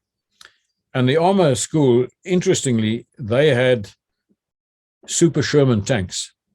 They had bought these tanks from the Israelis because the Israelis upgunned the Sherman and put a 105 millimeter gun on it. And they used them they still use them during the 6-Day War very effectively. But the Israelis got better tanks, and they focused on their Centurion and upgrading the Centurion, and then they got the Merkava, which they produced for themselves. So they got rid of these Shermans eventually, and the Chileans bought the Shermans from them. So they had these Shermans. So they used to bring the Shermans across, and then we would do anti-tank training with the Shermans. And they would, you'd have to lie down on the ground and let the tank ride over you, so that, with the tracks on each side of you. And you would have to, as it's gone over you, then as it comes past you, you jump up at the back and you climb onto the top of the engine cowling behind it. And they would show you all the sort of spots where it's at its weakest. And so we did, we never did that sort of training in South Africa, although we had the School of Armor and the 1SSB right next to us. But it was, they went to a great deal of trouble so that you were comfortable with tanks. You knew something about the tanks that you were dealing with. We did combat in built-up areas. They took us into Santiago, and there were some buildings that were sort of half built, and people had run out of money, and the building is still standing there. Chile was a military dictatorship. Pinochet was the president, and the military, they basically could do what they wanted to in Chile. And they didn't really abuse that privilege too much that I could see. But in certain cases, they certainly made use of it. And one of it was to take places like this that had been deserted and they never finished building them, and they turned them into training ranges, and they took us in there, and we did fighting in built-up areas, which they did, I thought pretty well. They also spent a lot of time teaching us how to handle and guard prisoners of war. And it was practical stuff. And there was a stage later in the course that we weren't expecting, and it was sort of sprung on us as a surprise. But it was known as Charlie Papa, Campo Prisioneros, the prison camp, when we were all captured. And we were held for, I think it was 3 days that they held us in a cave. And they interrogated and tortured us. Yeah. And I literally mean tortured us. They did things to us that I don't want anyone to do to me again. But this was to teach you how to counter being a prisoner, and also to teach you what it's like to be a prisoner, so you're better able to watch these guys and guard them when you are faced with prisoners. And then they had a funny little thing that they used to do. It was almost embarrassing having to do it. They taught you to make disguises, and for that you'd have to apply makeup. And they got people in, who understood how this sort of thing works. And you put on a base, and then you all sorts of other things, and you got to change the shape of the face, and the slant of the eyes, and various other things. And we had to do this to one another, and we had to dress up, and then they'd send us to do little jobs and so on. People are not supposed to recognize you and realize that you're actually a soldier in disguise and so on. But it was very interesting. I don't know how successful it would be in real life, but that was the first 4 weeks that you did. Then you did your planning for missions. You now finished your basic training, and you're now going to do some some more specific training. Now the tempo slacks off a little bit after that first month, those first 4 weeks. They give you a little bit more time to sleep at night. They can still wake you up at unexpected times and cut short your repose at night, but it's not like the sleep deprivation during the first 4 weeks. For me, that was the worst. It was the absolute worst. I could manage going without food. I could manage the discomfort. I could manage the guy slapping me in the face, beating me with a rope. I could manage all those sort of things. But the lack of sleep, you just cannot believe what it was like. I mean, they would be showing you how to mix the components for an explosive device. And you're sitting around now with the stuff, and now you've got to get the measurements right, and you're so tired. Your eyes are just drooping all the time. And you pick up the stuff, and between the time you move it from where you've collected the stuff and where you're going to put it into the container, you can't remember, is this the first or the second spoonful that I'm putting in here? Your brain's just not working anymore. It was frightening. I remember at a later stage when we get onto the patrols, which is something that we did a little later. At one stage, we'd been deprived of sleep again for quite a time, and I remember we were going for walking a patrol one night in the dark, and the group was forming quite a long sort of line along this little roadway, and there were 2 scouts up ahead, and there was a wall next to us, a stone wall. And I watched one of the scouts with his rifle, holding his rifle up as he was walking next to that wall. And I saw him turn towards the wall, and I thought, there's a doorway there. But he didn't lower his rifle. He didn't go through the drill that you would normally go through if you're going to check a doorway. And he walked right into the wall, and he fell over. He'd fallen asleep while he was walking.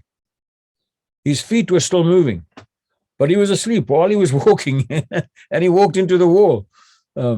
I saw some crazy things. That we were having a lecture one night, and they brought us down from the mountain again into the lecture room, and they give us a lecture. And now you got to stay awake.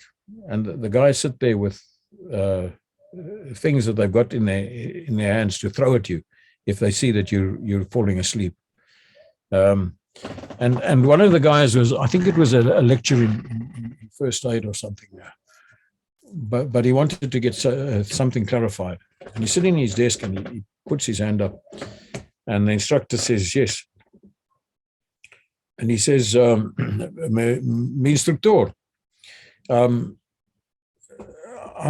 just not sure if you take, if you put the needle in at that, and he's gone halfway through his sentence. He just fell asleep. That sleep deprivation was it was the worst thing on this whole course for me. But anyway, we then had to spend a week where they showed us how you plan for, if you're given a mission that you have to carry out, how you go about the planning, how they expect you to do the planning for that, including the reconnaissance and various other things. And then you had another week of specialization. And the officers that were on course, I think there were about 6 of us. Maybe, I think about 6 of us. We were taken to one side, and in that week, they showed us how they expect us to give orders and to run any mission that we have to carry out, how to oversee the mission. The NCOs were taken off, and they were divided into groups, and the one group were trained as weapon specialists. The other group were trained as demolitions specialists. another group were trained as telecommunications specialists, and then the last ones were trained as medical orderlies. It was only a week, but it was a week of concentrated instruction. And the medical orderlies actually went into, I mean, everybody had the basics of all of those things, but these guys were given a bit more advanced stuff, and they were taken into a hospital in Santiago, and they had to work there with the guys in the casualty section of the hospital. I don't think any of that, with a little amount of training that we had, would be acceptable in South Africa. It certainly wouldn't be acceptable in Europe. I know I've seen how the Germans are about that sort of thing. But in Chile, they could manage it. It wasn't a problem. It's interesting that the Chileans had accepted, or let's say back in the 19th century, there was a very strong Prussian influence in South America, and particularly with the Chileans. I think with quite a few of the countries in South America, but particularly with the Chileans.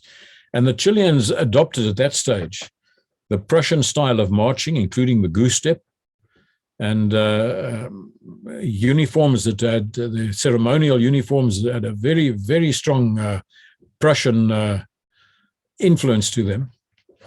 They looked very Prussian, you know. They even had the pickelhaube with the pointed on the helmet for their parades and so on. So the Prussian influence was very strong.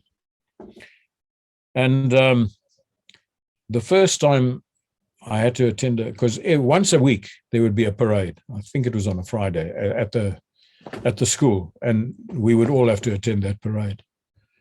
And the first time I went on parade, the Prussian way of drilling is completely different to ours. You know, if we do a right about turn, they do a left about turn. There are all sorts of little things that are different. You know, if you cross your hands this way, they cross their hands that way. And if you stand at ease by taking one foot out of the way, they stand at ease by bending the one knee and leaning forward. And so there are all sorts of little things. Now, those things I could learn fairly quickly. They weren't a problem. But that goose step, yeah, I couldn't get that right. So the first parade that we did, when they reach a point, you have to then come marching past the colonel, and then the colonel takes a salute, and then you have to goose step past him. When because the other companies will come, and when our course company came past, afterwards one of the instructors comes to me and he says, the colonel says you're not to attend you're not to go on parade again. We don't want to see you on parade. You don't know how to goose step. I said, well, I've never done something like that before. Yeah, it was quite difficult. Anyway, after that, we went on to the next period, which was the mountain period. Also, only a week. They took us to the Chilean Army Mountain School, where you can do an advanced course in mountaineering of about, I think it's 4 months that you go on to do the actual advanced mountaineering course. But we were just given a sort of an orientation and taught some of the basics. They try to get their special forces, the qualified commandos, to actually, once they've done the commando course, they have to go and do the mountaineering course, the proper mountaineering course as well. But this is just a sort of an orientation. Yeah, that was interesting. Now, as a young man, I'd done quite a bit of mountaineering, so it wasn't completely unknown to me. I knew how to abseil, and I knew how to tackle a cliff face. I was never very good at it, but I knew how to do certain knots and so on.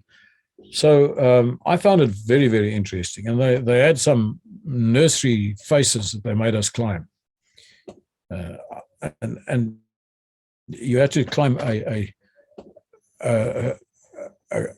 convex face and a concave face. And of course, with both of them, at one stage you're actually hanging with your back towards the ground as you go up. So it was it was a bit hair-raising in places, but they also took us and taught us to do river crossings at the mountain school. There were some fast rivers flowing through from the mountains. It was in the Andes, near a place called Portillo at Rio Blanco, or the White River, which is where the mountaineering school was. And they taught us to cross the river using a single strand, a double strand, and 3 strands of rope. Of course, the 3 strands are very nice because you've got your feet on the one rope and you're holding on with the hands to the other 2. The 2 strands, it's a little more difficult because you're going down and you've got a hand on the foot on each rope and you go across like that. Single strand could be quite tough because you've got to hook your foot over the rope and let your other leg dangle to give you some sort of balance and then pull yourself along with that. And the river down below was quite a fast-flowing river, and a few of us did fall off, but you fall down into there and the current takes you immediately. So, you know, you prefer not to fall off. And then they took us up into the Andes above the snow line, and we had to do some patrolling above the snow line, which was very interesting. And I had an experience there which I will always remember. I remember when I was in Lesotho, and I was walking on my own through the mountains, this eagle came down, and it was flying right next to me and just looking at me while I was hiking along. And it was an amazing, well, I say right next to me. It was in line with me. It was some distance away, but it kept a very good eye on me. And then eventually it swooped off and went away. Now, that was a lasting impression that gave me. But here in the Andes, I had the same thing with a condor. And the condor is a huge bird. I think the Andean condor, because there's also a Californian condor. I think that, I'm not sure about that, but I think the Andean condor has got the widest wingspan of any flying bird. And this condor came down. I mean, the condor it's more of a vulture than an eagle, but you get them up in the Andes there, and this one came down and was right opposite me, and also just sailing on the thermals like that and watching me, looking at me, and then eventually it swooped away as well. Now, those 2 memories of that, the eagle in Lesotho and the condor in the Andes, they're just precious memories that stay in your mind. We had a patrol period of 2 weeks where we were given tasks and we had to carry out missions. And then the officers were all appointed at different times. We each got a turn to carry out a mission. And I remember the job that I had, because now I had to go and I was given the mission. We had to do a reconnaissance. I did the reconnaissance. We were given a camera. We took some photographs. We were going to do an ambush on a mountain pass, and it was the main pass between Chile and Argentina. So it was an international highway. And they warned us, we'll tell you when you can start firing, and you fire all your rockets and things into the mountain on the other side, nothing on the road. When I asked them, well, what about traffic and so on? He said, no, we're going to block the road both sides. No traffic will go past at the time that you have to. I mean, we would never do that on a public road, but these guys, they could manage that sort of thing. So then we got back, and then I had to give them orders. So I had to sit down and work out my orders. And one of them still took a photograph of me while I was standing there with my orders in Spanish, trying to explain to them what they're going to have to do. And my Spanish was very poor at that stage. It was really broken. So, but we carried out the mission, and we attacked the so-called convoy and ambushed it and so on, and made our way back. So the patrol period was quite interesting. And then we had this prison camp. We were in a bus. We were told you get on. We should have smelt a rat, but they said they took us to the to the school, to the cellar, pulled out all our gear, and we thought, great, we're going to get another weekend pass, 24-hour pass. And that's what they said, change into the stuff, 24-hour pass, 24 hours, you must be back here. But we've got a bus outside here that'll take you all through to Santiago. Now, we should have immediately smelt of that when they said that. They don't do that sort of thing. But there was a bus waiting for us. So now we're all in civvies, and our rifles are handed in, and our uniforms are handed, everything's handed in. And we get into this bus, and the bus starts driving down to Santiago. It had only gone a few kilometers out of Peldewe. And there's a roadblock, and a whole lot of guys jump in with masks and so on, firing blanks into the air and telling us all to lie down, and we can't get out of the bus.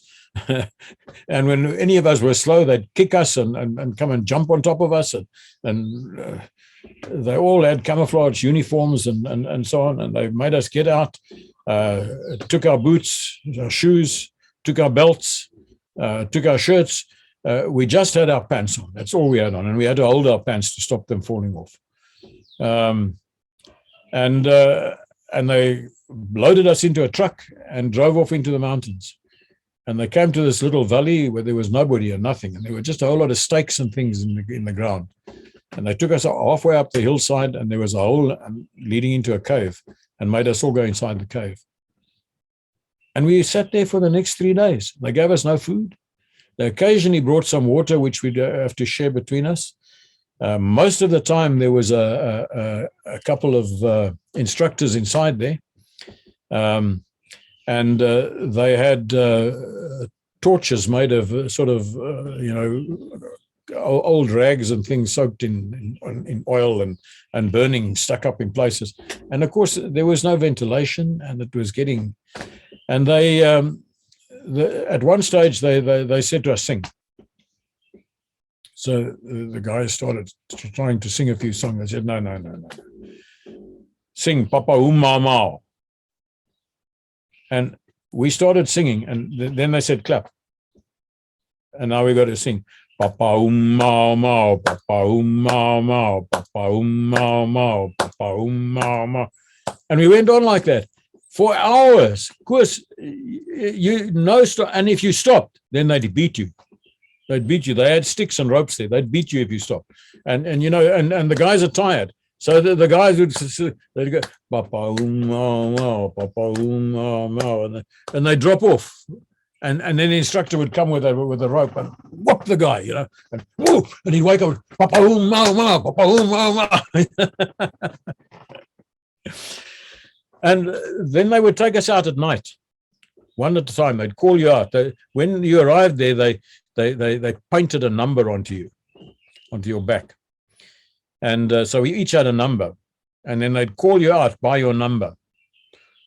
And they'd take you out into the valley where they had all these stakes. And then they'd torture you. And, they'd tie you to these things. They had a horizontal bar that they'd make you sit on. And then they'd tie your hands behind your back and your ankles together. And they'd tie your ankles and your hands to one another. So now you're trying to balance on this rope, and then they'd push you from the front and you go over backwards. So now you're hanging with your hands and your ankles tied together, and the bar is this pole is between you under your knees, and you're hanging there upside down. And then they'd come and sit in front of you on a little bench or something. And they'd say, now, you better tell us. And there are certain questions that they'd ask you, and you're now supposed to not spill the beans. And they'd ask you these questions. And the guy would sit there, and then he'd start pulling your chest hairs out. Now, I was one of the unfortunate guys who had quite a lot of chest hairs. Some of the guys had a smooth chest, so this wasn't a problem for them. But the guys who had chest hairs, they'd do this to them, and they'd pull it out. You could hear the guys screaming inside the cave. We could hear them down in the valley screaming the way the guys would do. They would take a guy and make him kneel on top of a big log, so with his hands tied behind his back. And now he's kneeling on that. And then they would take the ropes, a short length of rope, and they'd beat the sole of his foot, and just beat him on the sole of his foot, and until eventually he couldn't take the pain anymore, and he'd fall off, and he'd hurt himself and get cut and bruised, and I could tell you a whole lot of stories about they even had a crucifix there that they chained the guys to, and they'd take burning sticks and push them at the guys.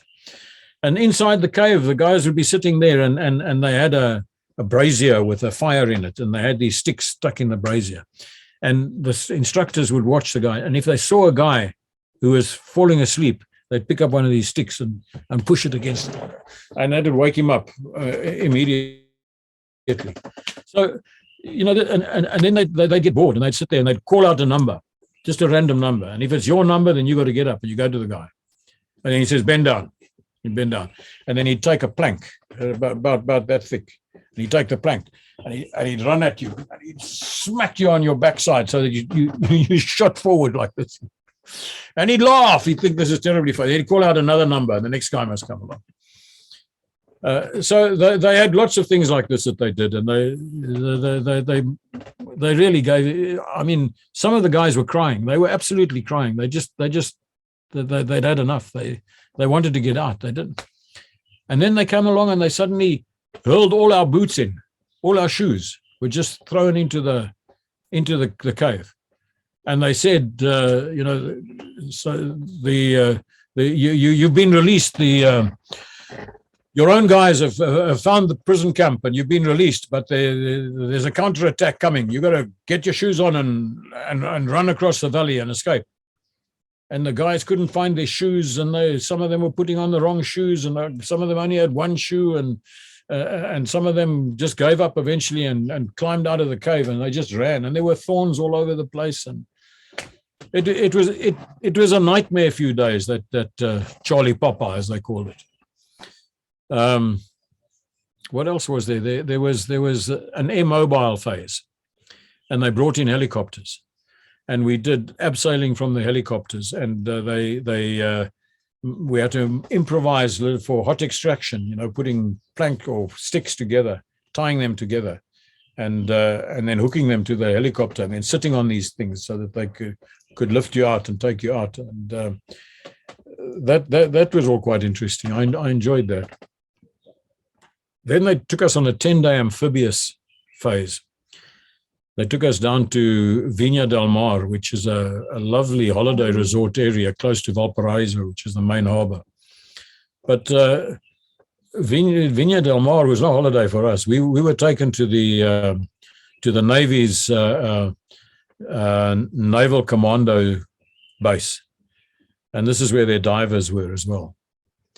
And they trained us there for in small boat work, studying the waves, launching from a beach, landing, infiltrating into the harbor at night, and that water in the Pacific Ocean is freezing because you've got the Humboldt Current going past there, and it's it's really cold. Much like our Atlantic seaboard over here. So you didn't really enjoy being in the water, particularly if these little inflatable boats that we had, we tried to launch them and you misjudged and the wave hit you and flipped you over and all your stuff went in. And eventually we went on patrols with these things where we'd have to paddle because they didn't have motors. You had to paddle those things, and you paddled them up for kilometers up the coast, and then you'd have to land, and then you'd have to carry out a little mission on the shore and then come back, and you'd have to bury your boat in the beach and then come back and dig it out again and take it into the water. And we were all drenched and we were freezing cold and so on. And I picked up a tummy bug on the way out there to Valparaiso. The trucks had stopped at a guy who was selling cheese, and the instructors bought some cheese. And one of the guys managed to buy some of this cheese. And so when we were driving down, one of our guys, the guys on course, this guy gave me some of the cheese.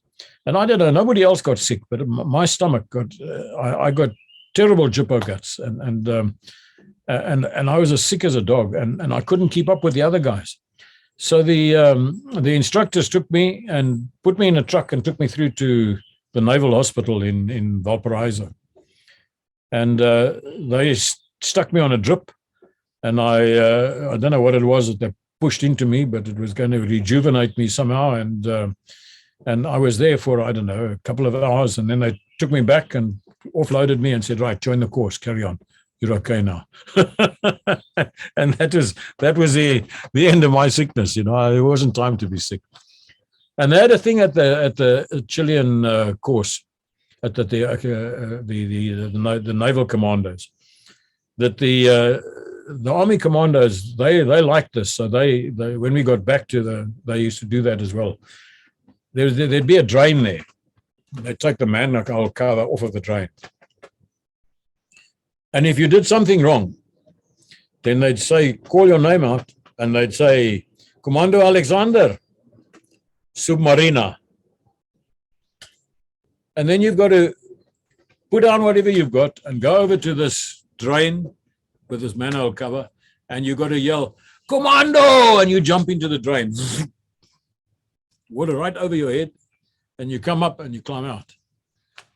And you go and join the class again, and you sit there with dripping wet, and it's smelling bad, and you know, so it certainly wasn't all funness.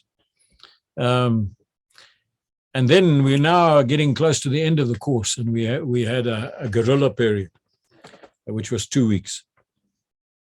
They said to us, we're going to hold the guerrilla period down in the south of Chile.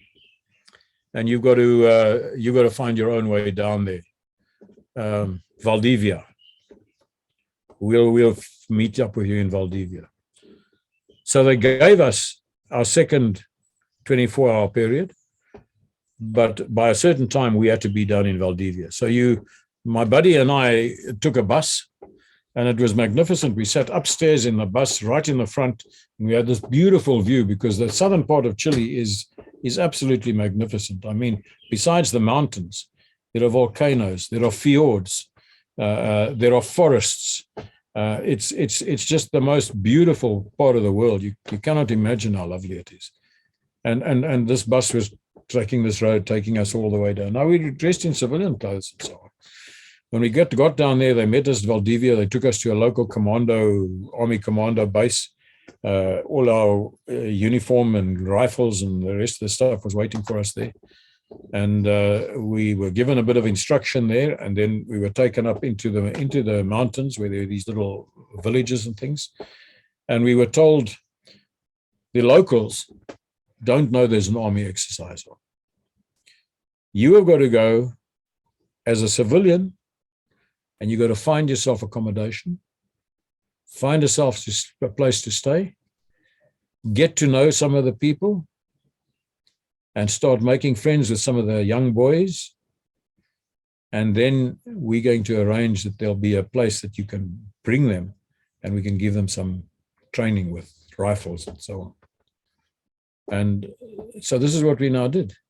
And we went in, and my buddy and I managed to get accommodation. It's a very poor family. There was no bed, a wooden floor. We slept on the floor, and we shared their meals, but we had a little bit of money, so we were able to help them out a bit and buy stuff as well. And the various guys made friends with the young fellows and played soccer with them and arranged soccer games and so on. And then eventually we took them up to this range in the mountains, and we taught them how to use the rifles and to shoot and so on. Anyway, it was eventually they were all told that, this is not Argentinians who are trying to infiltrate, and this was just an army exercise. So, don't feel threatened by it. But it was good. It was a good, I remember, because, we were shaven heads and so on. This buddy of mine got a wig from his mother that I wore. So I wore this long hair. Then we had to build a guerrilla base inside a bamboo thicket, deep down next to one of the lakes. that was quite interesting. And they came and evaluated us in terms of, tactically how sound was it and so on. We had to build everything up because it was all marsh down below. We had to build everything on platforms and so on within the thicket. So it was very interesting stuff. Then we went back to Santiago, and we had an anti-terrorist period, a couple of days that we did anti-terrorist work, mainly if there are hijackings. If terrorists hijack a bus or a vehicle or an airliner, and they took us to the airport, and they had an airliner there that was not being used, and we had to learn where the blind places are, how you can approach an airliner without being seen, and how you can get in from below and get into the cargo compartment, and how from there you can get into the main cabin of the aircraft. And so it was all fascinating stuff. It was very good. Then the course, they'd evaluated us down in Valdivia in the south of Chile. We had to go through a whole lot of tests over there, that of stuff that we learned, and they evaluated us with all of this. And when we got back after we finished the anti-terrorists phase, they had their final passing out parade. And we were awarded our little insignia and our certificates by the colonel who was commanding the school. And it was the military attaché came out to attend that as well, and the general in charge of training in the Chilean army came out, and we were all awarded our black berets, because their paratroopers and their special forces, the commandos, wear a black beret. And, the American Rangers wear black berets. So, but for me, this was a bit odd, because the armor and the tuffies wear black berets over here, and no paratrooper would normally be seen dead with a black beret on. But what I did, I said to them, look, I would like to wear my South African uniform on the parade. And they said, that's fine. So I wore my browns, and, I've still got a photograph of me with my browns and my Chilean webbing and Chilean Corvu knife and my Chilean rifle, but with the black beret with the paratrooper Special Forces badge on the beret. So that was a bit of a highlight for me. I quite enjoyed that. And what I enjoyed the most was at the parade ground, they read out each one's name, and in sequence, reading out in which sequence they had finished the course, where they came. And they read out my name as having come second on the course. It was one of the Chilean officers had done better than what I had. So I was very chuffed with that. I mean, I don't know whether they just did that as a diplomatic gesture to South Africa or whatever, but I felt good. And I got my report from them in the end, and they said on the report that position on the course second. So I was quite chuffed with that. It was rather nice. And then I stayed on for about a week. And during that time, I did the Chilean parachute conversion course. And all the guys who had been on course with me were already qualified paratroopers. They also did a refresher course with me as well. And then we carried out one jump. I did the jump with equipment and a rifle, a rucksack and a rifle, and we jumped from a Puma helicopter.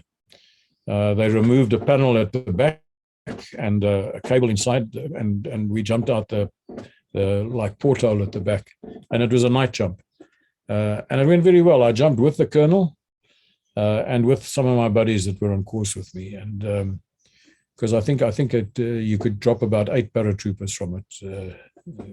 So it was very nice. And what was especially nice about it, jumping from the Puma, was that it was barely moving. It came over the dropping zone, and it was barely moving. So you had a real drop as you went through that hole.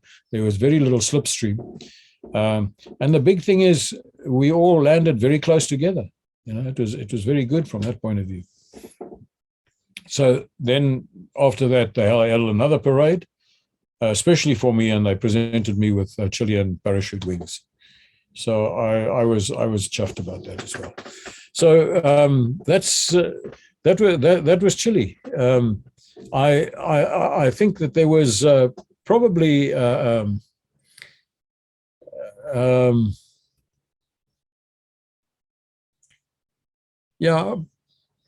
probably just close to 4 months that I spent there altogether. My Spanish had improved quite a bit, but I can almost say it was kitchen Spanish. You know, it was, my grammar was terrible. I'd started speaking with a Chilean accent. I was swallowing my words the way that they did.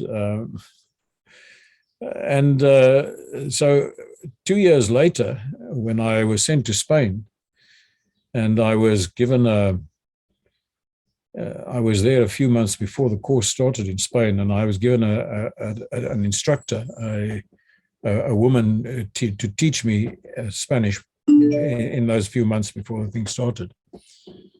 She was appalled when I spoke Spanish. You know, she said, "We've got to get this out of you. You can't speak like that.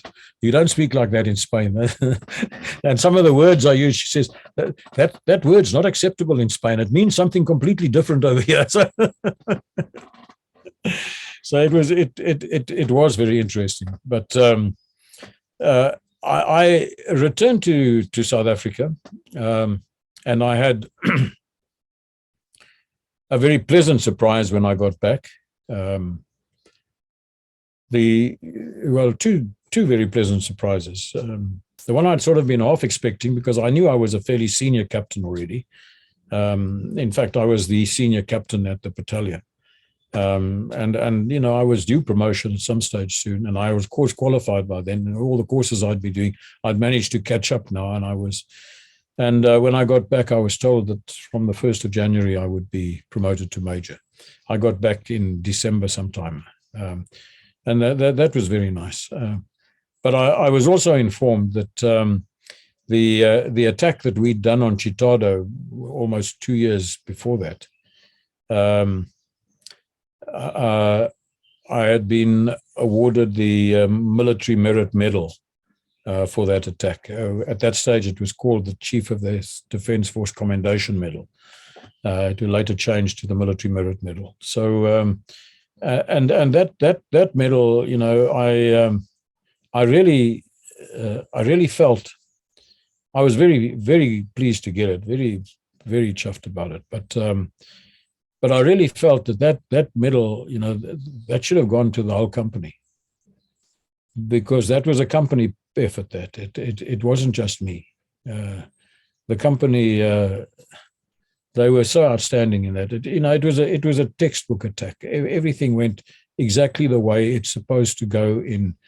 When you're doing a TUT, a tactical exercise with our troops, you explain what you're going to do because there's nobody actually shooting at you.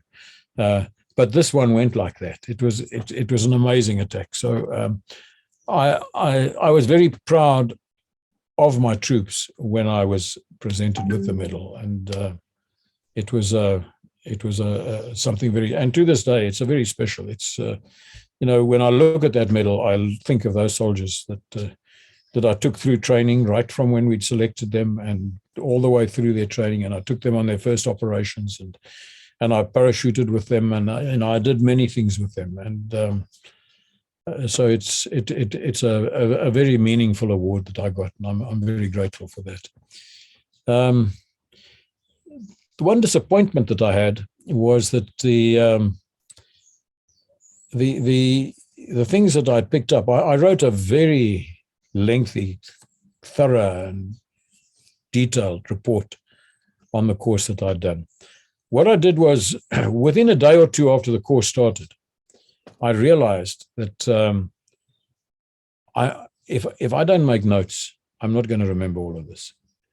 and I'm going to lose a lot of value. So we were all encouraged to make notes, and we were given little notebooks. And in fact, I bought several little notebooks like this you could carry in your pocket with a pencil, because a pen didn't work too well a lot of the time.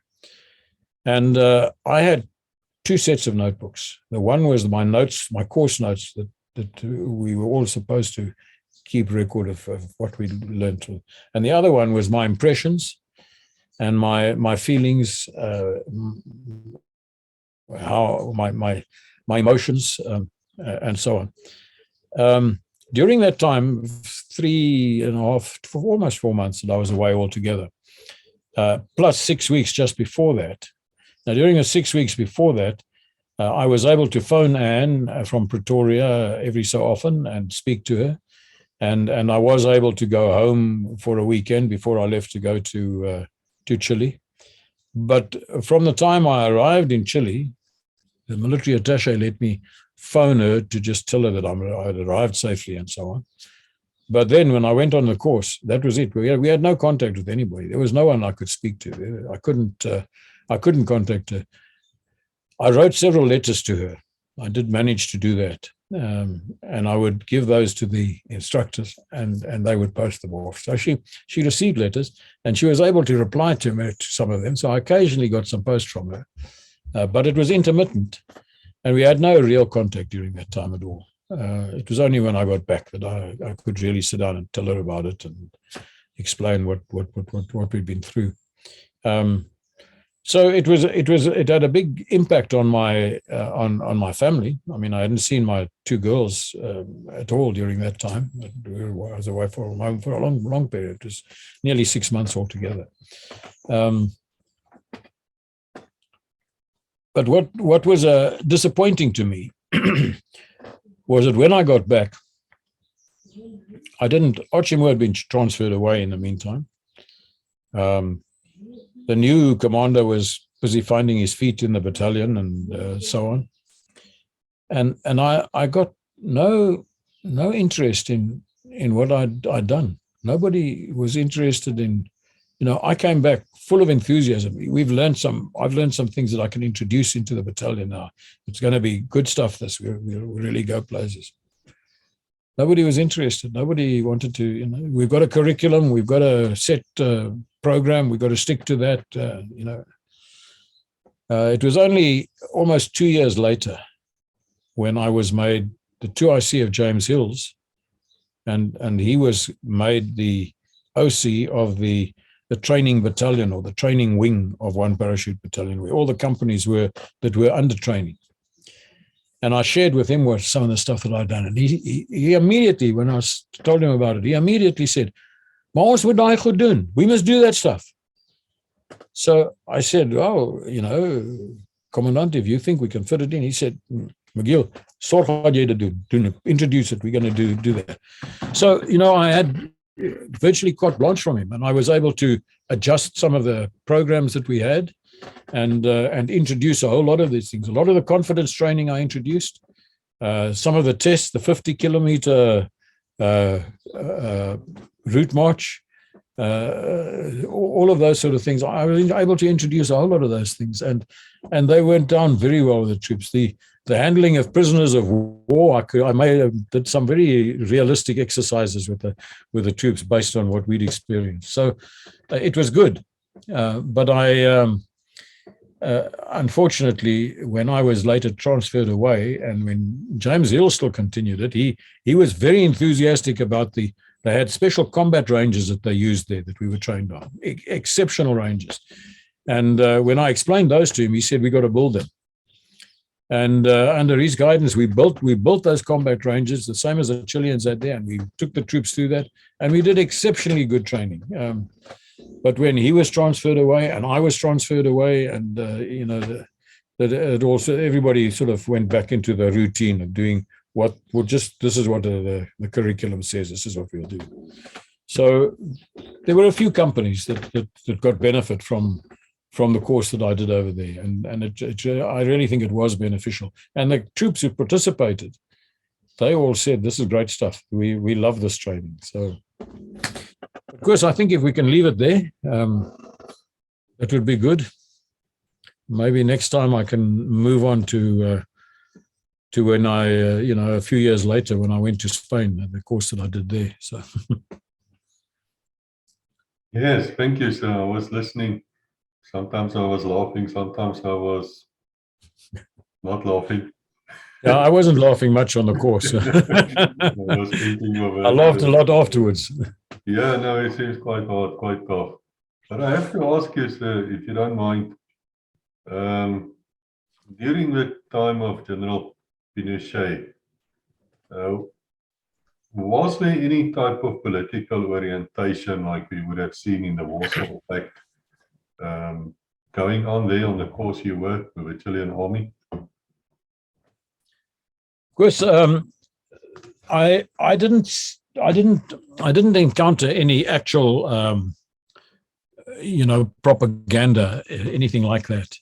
But I think that it did take place in the Chilean army in other places, because all those Chilean troops that I worked with, the instructors and the guys who were on course with me, they were all extremely anti-communist, extremely so. They saw anything communist as bad and as a threat. And of course, one has to understand that when Pinochet carried out his coup, they had a communist government. Allende's government was, it had been elected to power, but it was a communist government. So, there was that aspect to it. I found it quite ironic, in fact. I was pulled off of the course for one day. The big Chilean National Day. They had a huge parade in Santiago. And I was pulled off of the course and told to go back to the officers' club and to dress myself in my tunic and my step-out uniform, dress number 2, and I'm going to go to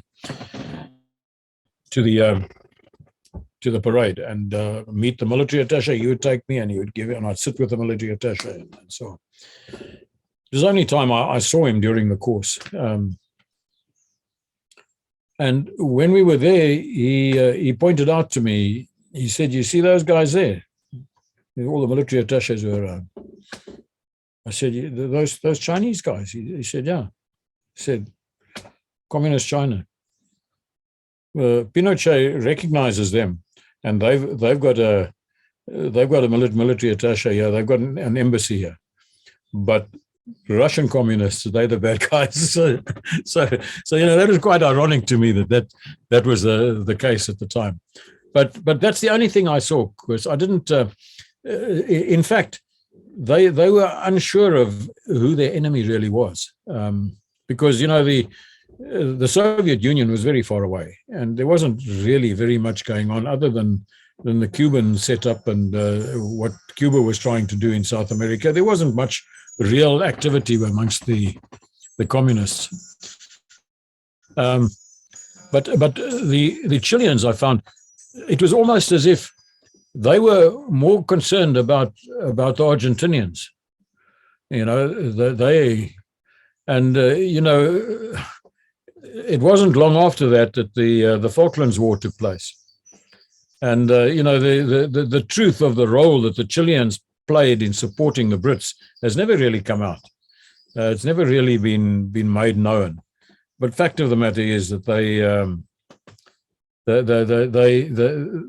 they were very wary of the Argentinians, and they all, because there were always border disputes, and why you want to dispute a border when it goes over the mountains where nobody lives, I don't know. But there were border disputes, and they were, despite the fact that they were allies during the liberation wars in 1815 or so, there was friction between the Argentinians and the Chileans.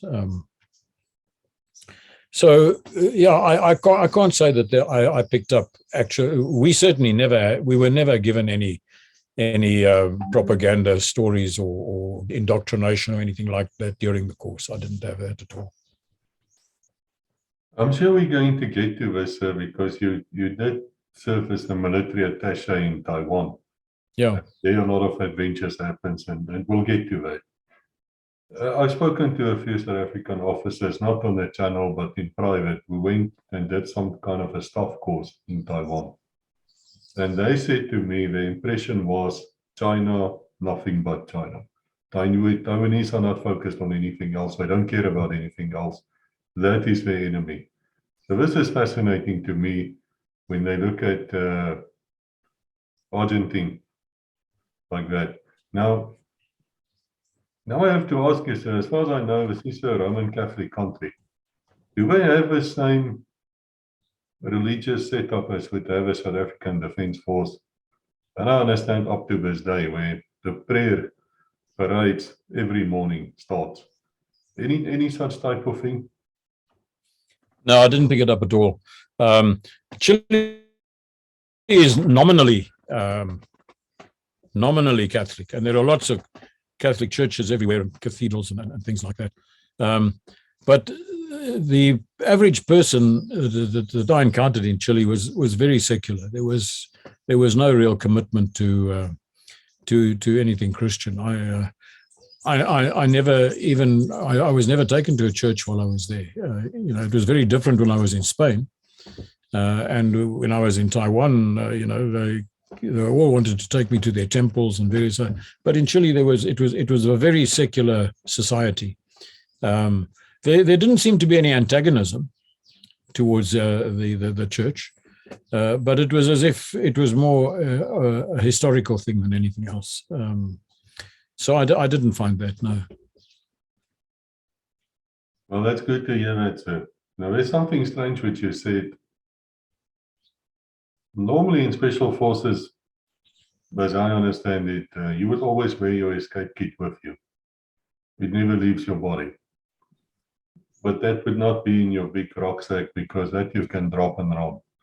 But it seems to me they haven't done that. They sort of put everything in their big rucksack. Do you think that was just for training to make life uncomfortable for you? Or would they have in actual operations escape kits and things with them? Of course, one of the things I picked up very strongly with the Chileans was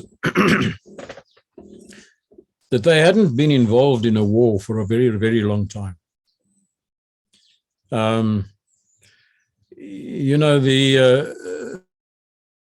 had a few wars with the Peru, Ecuador, right up there in the north on the Atacama Desert. Again, I'm not too sure why one has to go to war about a line drawn through the desert, but that was the last sort of wars that they'd been involved in, and that was a long, long time ago, generations ago.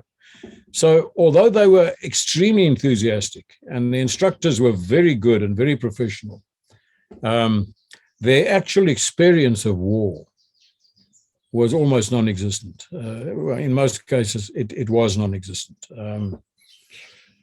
I know during the apartheid years, there were Chileans who came out to South Africa and were exposed to certain things. They did help us when it came to intercepting messages from the Cubans with the intelligence people and the electronic warfare people. So there were a few who were exposed to that sort of thing. But actual combat, in fact, some of them looked at me with longing eyes. They said to me, "Can't you guys arrange for a company of our commandos to go over and fight in your war with you, so that we can get the exposure, the experience?" Well, there's no way I could arrange something like that, but it was reflected in certain aspects of their training. Certain things in their training were, you could see they've learned this out of a book. It's not come from hard experience.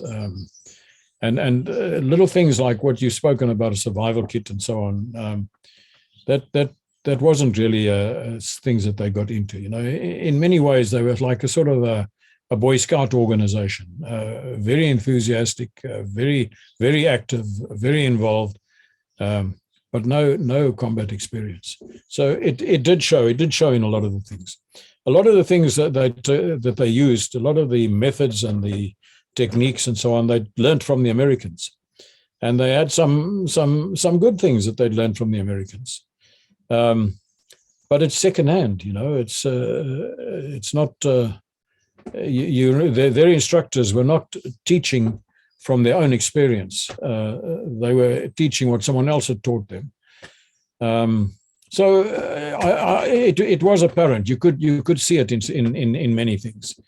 But I felt that the benefits of the things that they do and the way that they do them, we could adapt that to our setup, and we could incorporate it into our training beneficially based on our own experience, to make sure we don't jettison our own experience.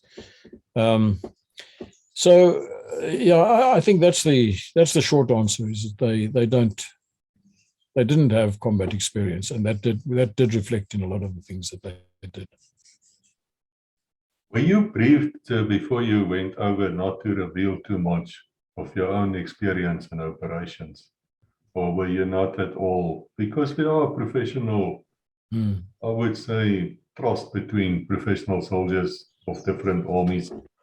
And I suppose you have to be careful where you draw the line, where you can actually help people to save lives or to take lives, I suppose. Where is that line anyway? Yeah, that's interesting, Chris, because when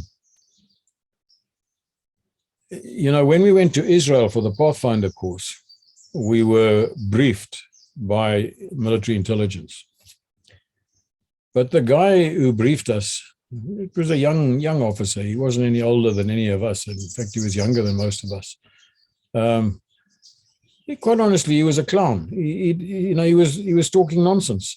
He said, "Oh, you under no circumstances must anybody know that you've been to South Africa, or that you're in the South African Defence Force. And if anybody asks you what your profession is, you tell them that you're a teacher." And this guy was talking such a lot of rubbish and telling us, you mustn't talk about this, and you can't, and you don't say anything about any of the operations, and you've got to be very suspicious of the Israelis, even though we're working with them. They've got another agenda of their own, and I listened to. I thought to myself, what planet do you live on? You're a jumped up little twerp, man. What are you talking about? But anyway, it was his job, I suppose. He had to tell it. But he really didn't know what he was talking about, as far as I was concerned. When I went to Chile, nobody spoke to me. I never saw anyone from military intelligence. Nobody came and gave me any guidelines. I was just too grateful, because I was worried that same little twerp would come and tell me to tell people I was a teacher, So no, there was nothing like that. And I didn't tell them a great deal, because, for one thing, I couldn't tell them very much of anything. My Spanish was too bad. But the fact is that I was there to learn, and I was the one who had to soak up as much as I could. And nobody was really going to listen to me. I was given, we went into a combat shooting range once, and I couldn't figure out what they were telling me I had to do. And so when I went through the range, I shot very badly, and they laughed at me. And the instructor said, Alexander, the Angolans are going to run all over you people. You can't. They didn't even know that our war was against SWAPO and not the Angolans. They thought that we were at war with Angola. You guys, you'll never beat the Angolans, and so on. And that actually made me quite angry. I got quite annoyed with the guy. But anyway, while this little altercation was going on, the colonel arrived on the scene, and he said, "What's going on here?" And so the guy spoke to him and said, "No, this gringo has shot so badly, and we're going to fail him for this course." So the colonel turned to me and he said, "What's the problem?" So I said to him, sir, I didn't understand instructions. I didn't know what I was supposed to do. So the colonel says to them, issue him with another set of rounds. Give me a rifle. One of the guys gives him a rifle. Says, give me a set of rounds as well. So he sits down there with me and he explains to me what has to be done. And he says, do you understand? I said, yes, sir, I understand exactly. Because he went slowly and carefully and he said, right, I'm going to go through and you come after me. And he went through the range and fired, and I went after him and I fired and so on. Came out the other side and he went to the instructors. He said, what are the results? And he did very well. He did better than I did, but I wasn't far behind him. So the colonel sort of looked at the instructors and said, just explain what has to be done properly. And he left. So, I was there to learn. I wasn't there to try and teach them. And the instructors were suitably chastised, but they made sure that the next couple of days that I knew that they were not happy with me telling the colonel that they hadn't explained the thing properly to me. So. I want to ask you a question, sir, and it might be an unfair one. I've worked in sub-Saharan Africa for many years doing things. And I've often witnessed the NATO forces, especially the American forces. And they do look like Idi Amin, sir. They have this chest full of decorations. Mm. And they have 3 different countries' parachute wings on them. And yet they are not impressive at all. That's just my opinion. So I would like to know from you, wearing foreign military decorations, again, where do you draw the line before it becomes ridiculous and you become over like a man who's just collecting insignia for the sake of it and there's no professionalism behind it to back it? I've heard about people who would make one jump with the Portuguese army or with the French army, and as a gesture, I suppose, of goodwill, they do get the wings. Now we're wearing these wings. But to me, sir, it's a bit of a pretense story. It's a bit of a pretense. Well, I don't have a word in English. But I'm not saying that to you. You obviously went 4 months. You got it. I understand that. But some of them just don't. And then they Boy Scout or something. Yeah. Of course, the Americans have got their regulations allow them to wear certain foreign things. I think they're allowed to wear the wings of one other country that they have qualified for. Now, I don't know what it means what qualifying for those things actually means. I was awarded wings. I was awarded parachute wings by the Chileans, by the Brits, and by the Taiwanese.